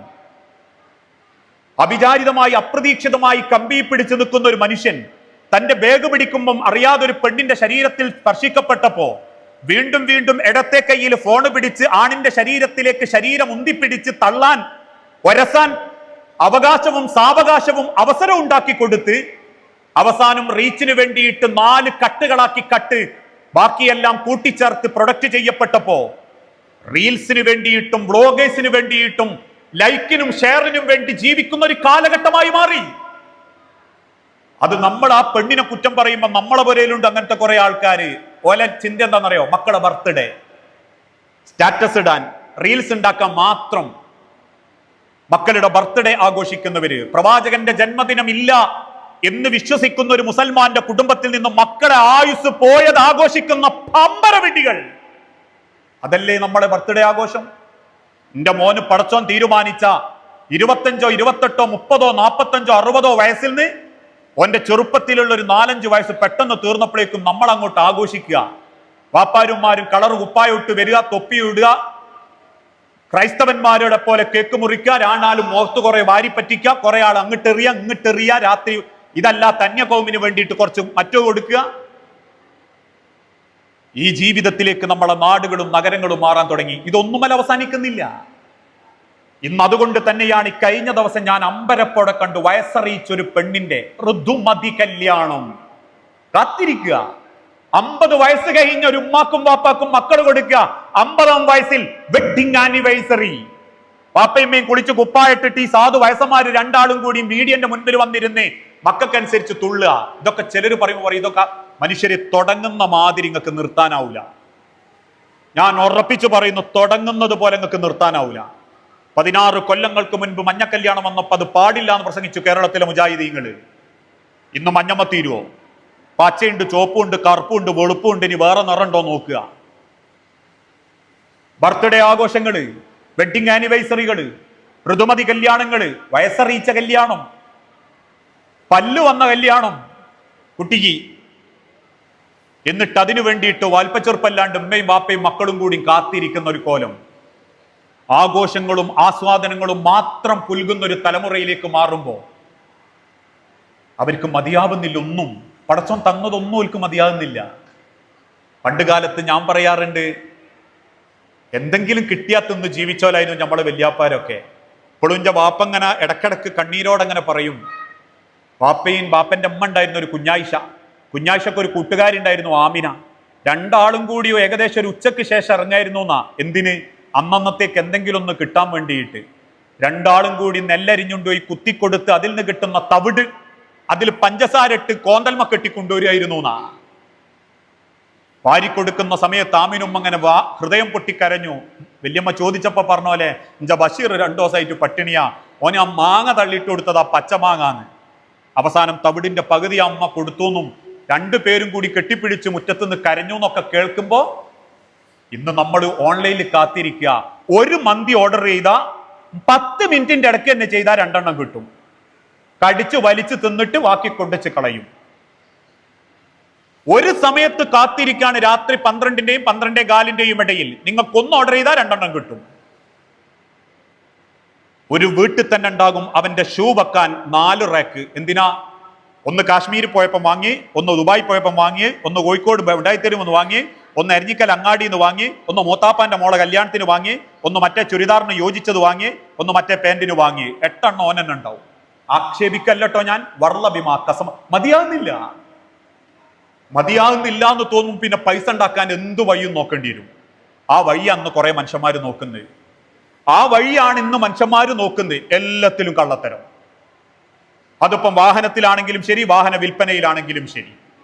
ഈ കഴിഞ്ഞ ദിവസം എന്റെ സുഹൃത്ത് പറഞ്ഞു, അനുഭവം പറയാണ് കേട്ടോ. അള്ളാഹു പറഞ്ഞ ലാ തൗക്കുലു അംവാലക്കും ബൈനക്കും ബിൽ ബാത്തിൽ. അന്യായമായിട്ട് ഒരു വാറ്റങ്ങളെ ശരീരത്തിൽ എത്തരുത്. ആ സാധുവിനെ കൊണ്ടുപോയി കാണിച്ചോട് തിളങ്ങി നിൽക്കുന്ന ഒരു കാറ് റാഹത്തിൽ വാങ്ങിക്കൊണ്ടുവന്ന് 2-ാം ദിവസം കട്ടപ്പുറത്ത് അവസാനം പരിശോധിച്ച് നോക്കിയിട്ട് വെറുതെ ഒരു ബ്ലേഡ് എടുത്ത് ചോണ്ടി വെക്കുമ്പോൾ അങ്ങനെ പൊളിഞ്ഞു വീഴുക.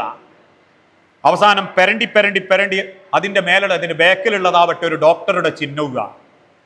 ഏതോ നാട്ടിൽ നിന്ന് എവിടെയോ വെള്ളത്തിൽ കിടന്ന് കുതിർന്ന വണ്ടി കൊണ്ടുവന്ന് നന്നാക്കി ബാക്കിൽ ഒരു ഡോക്ടറെ ചിഹ്നം ഒട്ടിച്ചിട്ട് പറഞ്ഞു, ഒരു ഡോക്ടർ സ്വന്തം കൈകൊണ്ട് ഉപയോഗിച്ചതാ.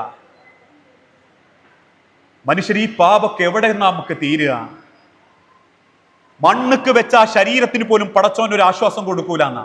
തിളപ്പ് അല്ല മാറ്റൂലെന്നാ. സാപത്ത് വെച്ച് തിളപ്പോ രബിയെ? ആരാന്റെ മുതല് തിന്നിട്ട് ആ മണ്ണിന്റെ അടിയിൽ കിടക്കുന്നതെങ്കിലേ ഈ ഇറച്ചിന്റെ അടിയിൽ, ഈ തോലിന്റെ അടിയിലുള്ള ഇറച്ചിണ്ടല്ലോ, അത് വെന്തോണ്ടിക്കും. അള്ളാനെ കണ്ടുമുട്ടുന്നത് വരെ നിങ്ങൾ പറ്റിച്ചവനെ മുൻനിർത്തിയിട്ട് പടച്ചോൻ ബോധ്യപ്പെടുത്തിയിട്ട് അവന്റെ പൊരുത്തം കിട്ടാത്ത കാലത്തോളം. സാപത്ത് വെച്ച് നബി പരലോകത്ത് പൊരുത്തം കിട്ടുമോ? കിട്ടൂല മനുഷ്യരെ. അത് കിട്ടാത്ത കാലത്തോളം നിങ്ങൾക്ക് നിങ്ങളെ നിസ്കാരം, നോമ്പ്, അത് പറ്റിച്ചിട്ടുണ്ടാക്കിയ പൈസ കൊണ്ട് വാപ്പനെയും കൂട്ടി ഉംറ ചെയ്താലും ഉമ്മനെയും കൂട്ടി ഹജ്ജിന് പോയാലും ശരി, അത് അള്ള വിചാരണക്ക് എടുക്കൂല. നിങ്ങൾ പറ്റിച്ചോന്റെ നെഞ്ചിന്റെ പെടപ്പ് മാറാത്ത കാലത്തോളം. ചില ആൾക്കാർക്ക് അങ്ങനെ ഒരു തോന്നലുണ്ട്. കുറെ കള്ളത്തരത്തിൽ കൂടെ ഉണ്ടാക്കിയിട്ട് കുറച്ച് പള്ളിക്ക് കൊടുക്കുക, കുറച്ച് ഉമ്മക്ക് ഹജ്ജിന് ചെയ്യാൻ കൊടുക്കുക, കുറച്ച് നാട്ടിൽ എന്തെങ്കിലുമൊക്കെ ഒരു സേവനം ചെയ്യുക. എന്നാ പിന്നെ അത് പടച്ചോൻ അങ്ങ് കബൂലാക്കുന്ന. അള്ള അത്ര വലിയ പൊട്ടനാണല്ലോ, മനുഷ്യന്മാരെ മനസ്സറിയാത്തവൻ. വർള്ളബിമാ കസമല്ലാഹുലക്ക. പടച്ചോൻ തന്ന് 10 ഉറുപ്പ്യാണോ അതേ നമുക്ക് വിധിച്ചിട്ടുള്ളൂ. അതുമ്മൽ അങ്ങ് തൃപ്തി കാണാൻ പഠിക്കണം. 1000 പടച്ചോൻ വിധിച്ചിട്ടുണ്ടോ? ഓർമ്മ വരണം. പണക്കാരൻ സ്വർഗത്തിൽ പ്രവേശിക്കുന്നതിന്റെ 40 കൊല്ലം മുൻപ് പാവപ്പെട്ടവൻ സ്വർഗത്തിൽ പ്രവേശിക്കും. ഈ തിരിച്ചറിവാണ് നമുക്ക് പടച്ചോന്റെ ദുനിയാവ് മനോഹരാക്കുക. ഒരു ഉണക്ക റൊട്ടിയിൽ സ്വർഗം കണ്ട സ്വപ്നം കണ്ട സഹാബത്തും ഇന്ന് ഉണക്ക റൊട്ടി ഷവായന്റെ കൂടെ കിട്ടുന്നത് മാറ്റിച്ചിട്ട് വേറെ ഓർഡർ ചെയ്യുന്ന നമ്മളും തമ്മിൽ ഒരേ സ്വർഗത്ത് കയറുമെന്ന് വിചാരിക്കരുത് കേട്ടോ. എങ്ങനെ? ഒരുണക്ക റൊട്ടി കിട്ടുമ്പം ആ ഉണക്ക റൊട്ടിയിൽ 4 മക്കളെയും കൂട്ടി സ്വപ്നം കണ്ട് സ്വർഗം കണ്ട് കടന്നുറങ്ങിയ സഹാബത്തും ഒരു ഷവായ ഓർഡർ ചെയ്യുമ്പോൾ അതിന്റെ കൂടെ കിട്ടുന്ന കുബൂസ് വേസ്റ്റിലിട്ടിട്ട് അതിന്റെ കൂടെ തിന്നാൻ വെറൈറ്റി വാങ്ങി തിന്നുന്ന നമ്മളും ഒരു സ്വർഗത്ത് കയറുന്ന ഒരിക്കലും സ്വപ്നം കാണരുത്. ആ തിരിച്ചറിവാണ് മനുഷ്യരെ പടച്ചോൻ പറഞ്ഞ ഈമാനിന്റെ ലക്ഷണം. 3-മത്തത് വഹ്സിനിലാ ജാരിക. നിങ്ങൾ അയൽവാസിനോട് നിങ്ങൾ ഏറ്റവും മാന്യമായിട്ട് പെരുമാറണം. ഫതകുൻ മുഅ്മിനൻ. എന്നാ നിങ്ങൾ മുഅ്മിനാണെന്ന് പടച്ചോൻ നിങ്ങൾക്ക് രേഖപ്പെടുത്തും. ഈ ഒരു മുഅ്മിനാണെന്ന് പറയേണ്ടത് നാട്ടുകാരല്ല. അഹമ്മദാക്ക് എങ്ങനെയുണ്ട്? എ ക്ലാസ് ദീന്. 5 വക്തിനും പള്ളിയിലുണ്ടാവും. മഴ ആയാലും വെയിലായാലും പള്ളിയിൽ നേരത്തെ മൂപ്പരാക്കുക. സുബീക്ക് മോട്ടറിട്ട് വെള്ളം നിറച്ച് വെക്കും. ഡീസന്റ് മുഅ്മിനാ. ചില ആൾക്കാർ പറയും ദീന് ഭയങ്കര മുഅ്മിനാ. കാരണം എന്താ? ഭയങ്കര താടി, ഭയങ്കര മീശ. അല്ല നല്ല ദീനാട്ടോ, എത്രയാ കൊടുക്കുക? മനുഷ്യരെ അല്ല ദീൻ അളക്കുന്നതേ വഹ്സിനിലാ ജാരിക. അവന്റെ അയൽവാസിനോട് ചോദിക്കുന്ന, അയൽവാസിനോട് ചോദിച്ചിട്ട് ഒരാൾ മുഅ്മിനാണോ എന്നല്ല തീരുമാനിക്കുക. അയൽവാസിനോട് ചോദിച്ചിട്ട് അല്ല തീരുമാനിക്കുക. അതുകൊണ്ടാ നിങ്ങൾ ആരെങ്കിലും അള്ളാഹുവിലും അന്ത്യദിനത്തിലും വിശ്വസിക്കുന്നുണ്ടെങ്കിൽ വഹ്സിനിലാ ജാരിഹി, അവൻ അവന്റെ അയൽവാസിയോട് ഏറ്റവും മര്യാദക്ക് പെരുമാറട്ടെ. ഞാൻ കഴിഞ്ഞ ദിവസം ഒരു നിക്കാഹിന് പോയ ഒരു സ്ഥലത്ത് കല്യാണം നടക്കുന്ന വീടിന്റെ തൊട്ട് മുൻപിലുള്ള ഒരു വലിയ പാർക്കിംഗ് സ്പേസ് ഉള്ള ഒരു വീടിന്റെ ഗേറ്റ് തുറന്നിട്ടേ ഇല്ല. ആ ഗേറ്റ് ഇങ്ങനെ 2 ചങ്ങലിട്ട് കുടുക്കിച്ച്. അപ്പൊ നമ്മളൊക്കെ അങ്ങനെ വണ്ടിയായിട്ട് ഇടങ്ങേറാകുമ്പോൾ ഞാൻ ചോദിച്ചു, ഇതെന്താ ഇങ്ങനെ? പറഞ്ഞ ഒരു കുറെ കൊല്ലമായിട്ട് അലോഗ്യത്തിലാണ്. ഞാൻ ചോദിച്ചു, മുസ്ലിങ്ങളെ 2 മാപ്പിളാരാണ്.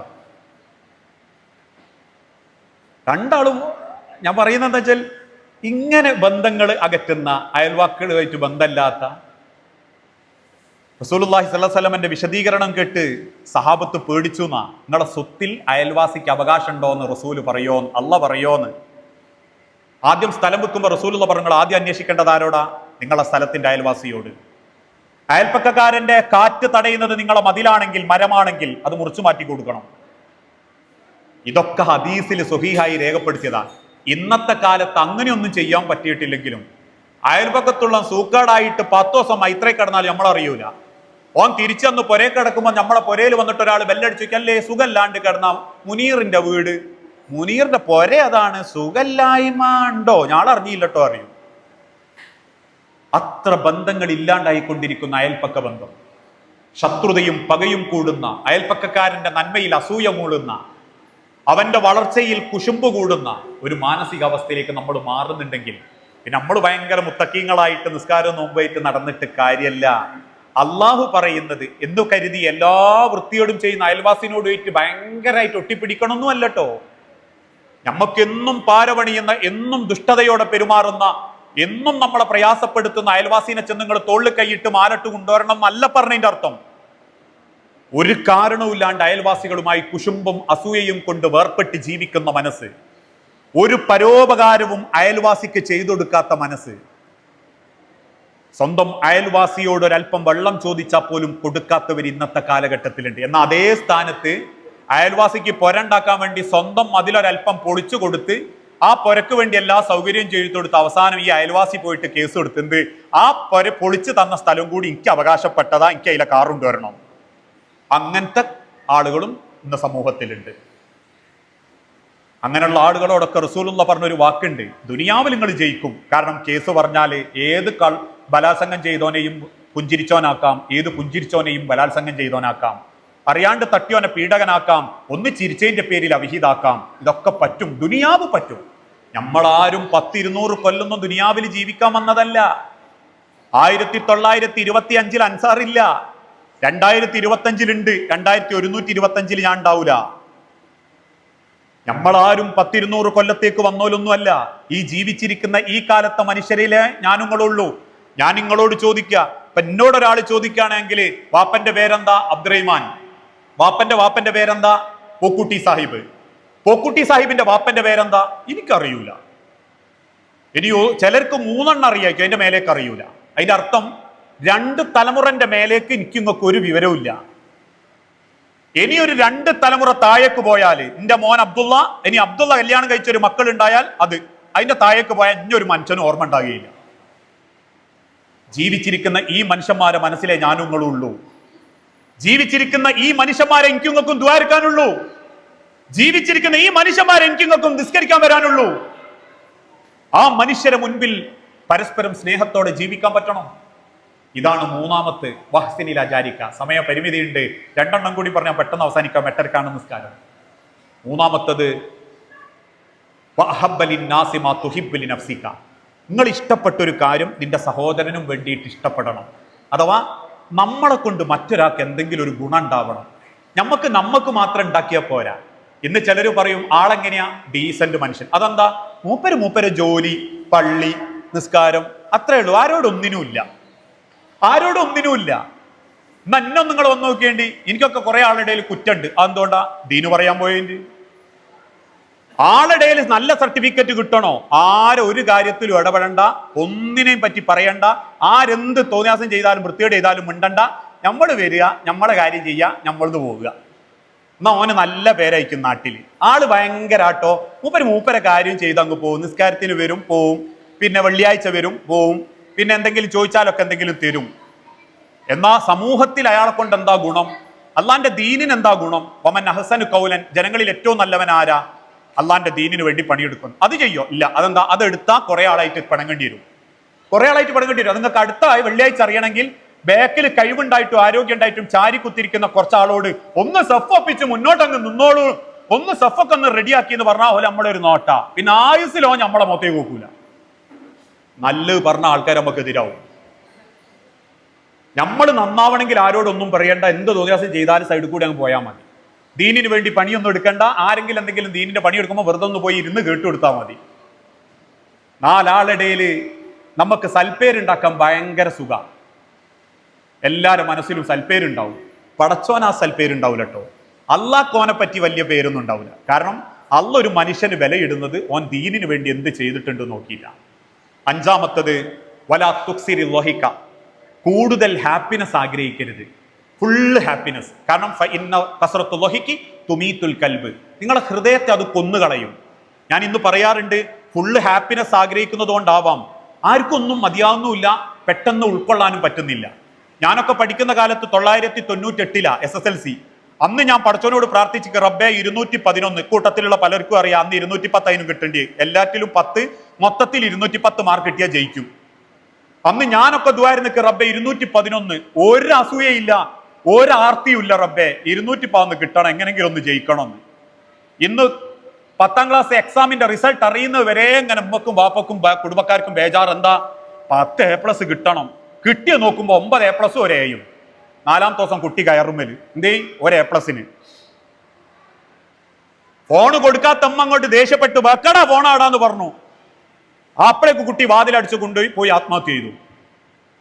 ഞാനൊക്കെ പറയലുണ്ട്, എനിക്കൊക്കെ കിട്ടിയതിന് കയ്യും കണക്കുമില്ല. വല തുക്സിറുൽ ലൊഹിക, ഹാപ്പിനെസ് മാത്രമേ മനുഷ്യന്മാർ ആഗ്രഹിക്കുന്നുള്ളൂ. ഞാനൊക്കെ ഇടയ്ക്കിടയ്ക്ക് കല്യാണത്തിന് മധ്യസ്ഥം പറയാൻ പോകും. നാട്ടിലായാലും ചിലപ്പോൾ കോഴിക്കോടൊക്കെ വന്നിട്ട് ഒന്ന് കേൾക്കാനിരിക്കുന്ന, അപ്പൊ ഞാനൊക്കെ ചിലരോട് ചോദിക്കും, അല്ല എന്താ ഇപ്പൊ പ്രശ്നം? അപ്പൊ ചിലർ പറയും, കേൾക്കണോ, ഓള് പൂതിയോണ്ട് പറഞ്ഞത് ഒരു ഷവർമ്മ ഒന്ന് വാങ്ങിക്കൊണ്ട കൊടുക്കുക. അതായത് ഷവർമ്മ കൊണ്ട കൊടുക്കാത്തതിന്, മലേഷ്യ കൊണ്ടുപോകാത്തതിന്, സിംഗപ്പൂർ കൊണ്ടുപോകാത്തതിന്, മാസത്തിൽ ടൂർ ഉണ്ടാകാത്തതിന് ഡൈവോഴ്സ്. ശരിയാവൂല. പിന്നെ ഓനിങ്ങനെ ഒരു വൈബില്ലാത്തതിന് ഡൈവോഴ്സ്. എന്റെ വല്യമ്മ പറഞ്ഞിട്ടുണ്ട്, ഞാൻ എൻ്റെ വല്യാപ്പാനെ കണ്ട 6ാം ദിവസം രാത്രിയാണ്. കാരണം വല തുക്സിറുൽ ലൊഹിക, ആളുകൾക്ക് ഹാപ്പിനെസ് മാത്രം മതി, എല്ലാ കാര്യത്തിലും ഹാപ്പിനെസ്.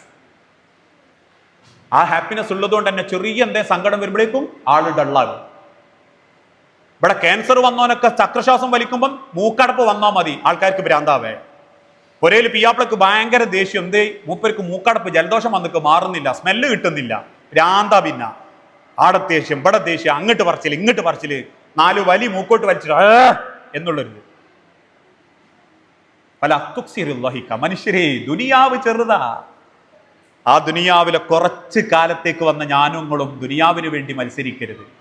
നമ്മളെ കുടുംബം കൈവിട്ടു പോകാതിരിക്കാൻ ഈ ഒരു 5 സ്വഭാവം നമ്മുടെ ജീവിതത്തിൽ ഉണ്ടായാൽ മതി. ആരെയും ബോധ്യപ്പെടുത്താനോ അല്ല, ആരെ സർട്ടിഫിക്കറ്റ് കിട്ടാനോ അല്ല, നാളെ മറ്റന്നാൾ നമ്മളെ പറ്റി ആരെങ്കിലും നല്ലത് പറയാനും അല്ല. ഞാൻ മരിക്കുമ്പോൾ എൻ്റെ മക്കൾ പറയണം, പാപ്പ നല്ലൊരു സമാധാനമായിരുന്നു. എൻ്റെ ഭാര്യ പറയണം, മൂപ്പര് എനിക്ക് വലിയൊരു സന്തോഷമായിരുന്നു. എൻ്റെ ഭർത്താവ് പറയണം, അവളായിരുന്നു എൻ്റെ ധൈര്യം. എൻ്റെ കുടുംബം പറയണം, ഓനായിരുന്നു കുടുംബത്തിൻ്റെ ഒരു സന്തോഷം. അതാണ് ദീന്, അതാണ് ഇബാദത്ത്, അതാണ് ജീവിതം. ആ ജീവിതത്തിനാവട്ടെ നമ്മുടെ ഈ ഒരു ഒരുമിച്ചുകൂടൽ എന്ന പ്രാർത്ഥനയോടെ അള്ളാഹു ഇതിനേക്കാൾ മനോഹരമായ സ്വർഗത്തിൽ നമ്മളെ എല്ലാവരെയും ഒരുമിപ്പിച്ചു കൂട്ടി അനുഗ്രഹിക്കുമാറാകട്ടെ. അറിഞ്ഞുമറിയാതെയും ചെയ്തു കൂട്ടിയിട്ടുള്ള സർവ്വ പാപങ്ങളും പുറത്ത് അള്ളാഹു സ്വർഗപ്പൂങ്കാവനത്തിൽ നമുക്ക് ഓരോരുത്തർക്കും അഭയം നൽകുമാറാകട്ടെ. മക്കളില്ലാതെ ഒരുപാട് കുടുംബങ്ങൾ ഇന്ന് പരീക്ഷിക്കപ്പെടുന്നുണ്ട്. റബ്ബേ, മക്കളെന്ന അനുഗ്രഹം നൽകുകയും ക്ഷമയോടെ നിന്റെ പരീക്ഷണത്തെ നേരിടാൻ ഓരോ മനസ്സിനും നീ തക്കുകയും ധൈര്യവും നൽകി ഓരോരുത്തരോടും കാരുണ്യം കാണിക്കണമേ. നാളെ നിന്റെ സ്വർഗത്തിൽ പ്രവേശിക്കുന്ന നല്ലൊരു കുടുംബമാകാൻ ഞങ്ങളുടെ ആരുടെ ഹൃദയത്തിനാണോ റബ്ബെ മാറ്റം ഉണ്ടാകേണ്ടത്, ആ മാറ്റം നൽകി ദീനിൽ ഉറച്ചു നിന്ന് ജീവിച്ചു മരിക്കാൻ ഞങ്ങൾക്ക് ഓരോരുത്തർക്കും തൗഫീക്ക് നൽകണമേ. അല്ലാഹുമ്മ ഗ്ഫിർ ലിൽ മുഅ്മിനീന വൽ മുഅ്മിനാത്ത് അൽ മുസ്ലിമീന വൽ മുസ്ലിമാത്ത് അൽ അഹ്യാഹു മിൻഹും വൽ അംവാത്ത് ഇന്നക മുജീബു ദഅവാതി യാ ഖാദിയൽ ഹജാത്ത്. അല്ലാഹുമ്മ അഇസ്സൽ ഇസ്ലാമ വൽ മുസ്ലിമീൻ വദിൽ ശിർക വൽ മുശ്രികീൻ. അല്ലാഹുമ്മ അജിർനാ മിനൻ നാർ, അല്ലാഹുമ്മ അജിർനാ മിനൻ നാർ, അല്ലാഹുമ്മ അജിർനാ മിനൻ നാർ. റബ്ബനാ ആതിനാ ഫിദ് ദുനിയ ഹസന വഫിൽ ആഖിറതി ഹസനത വഖിനാ അദാബൻ നാർ. അസ്സലാമു അലൈക്കും വറഹ്മത്തുള്ളാഹി വബറകാതുഹു.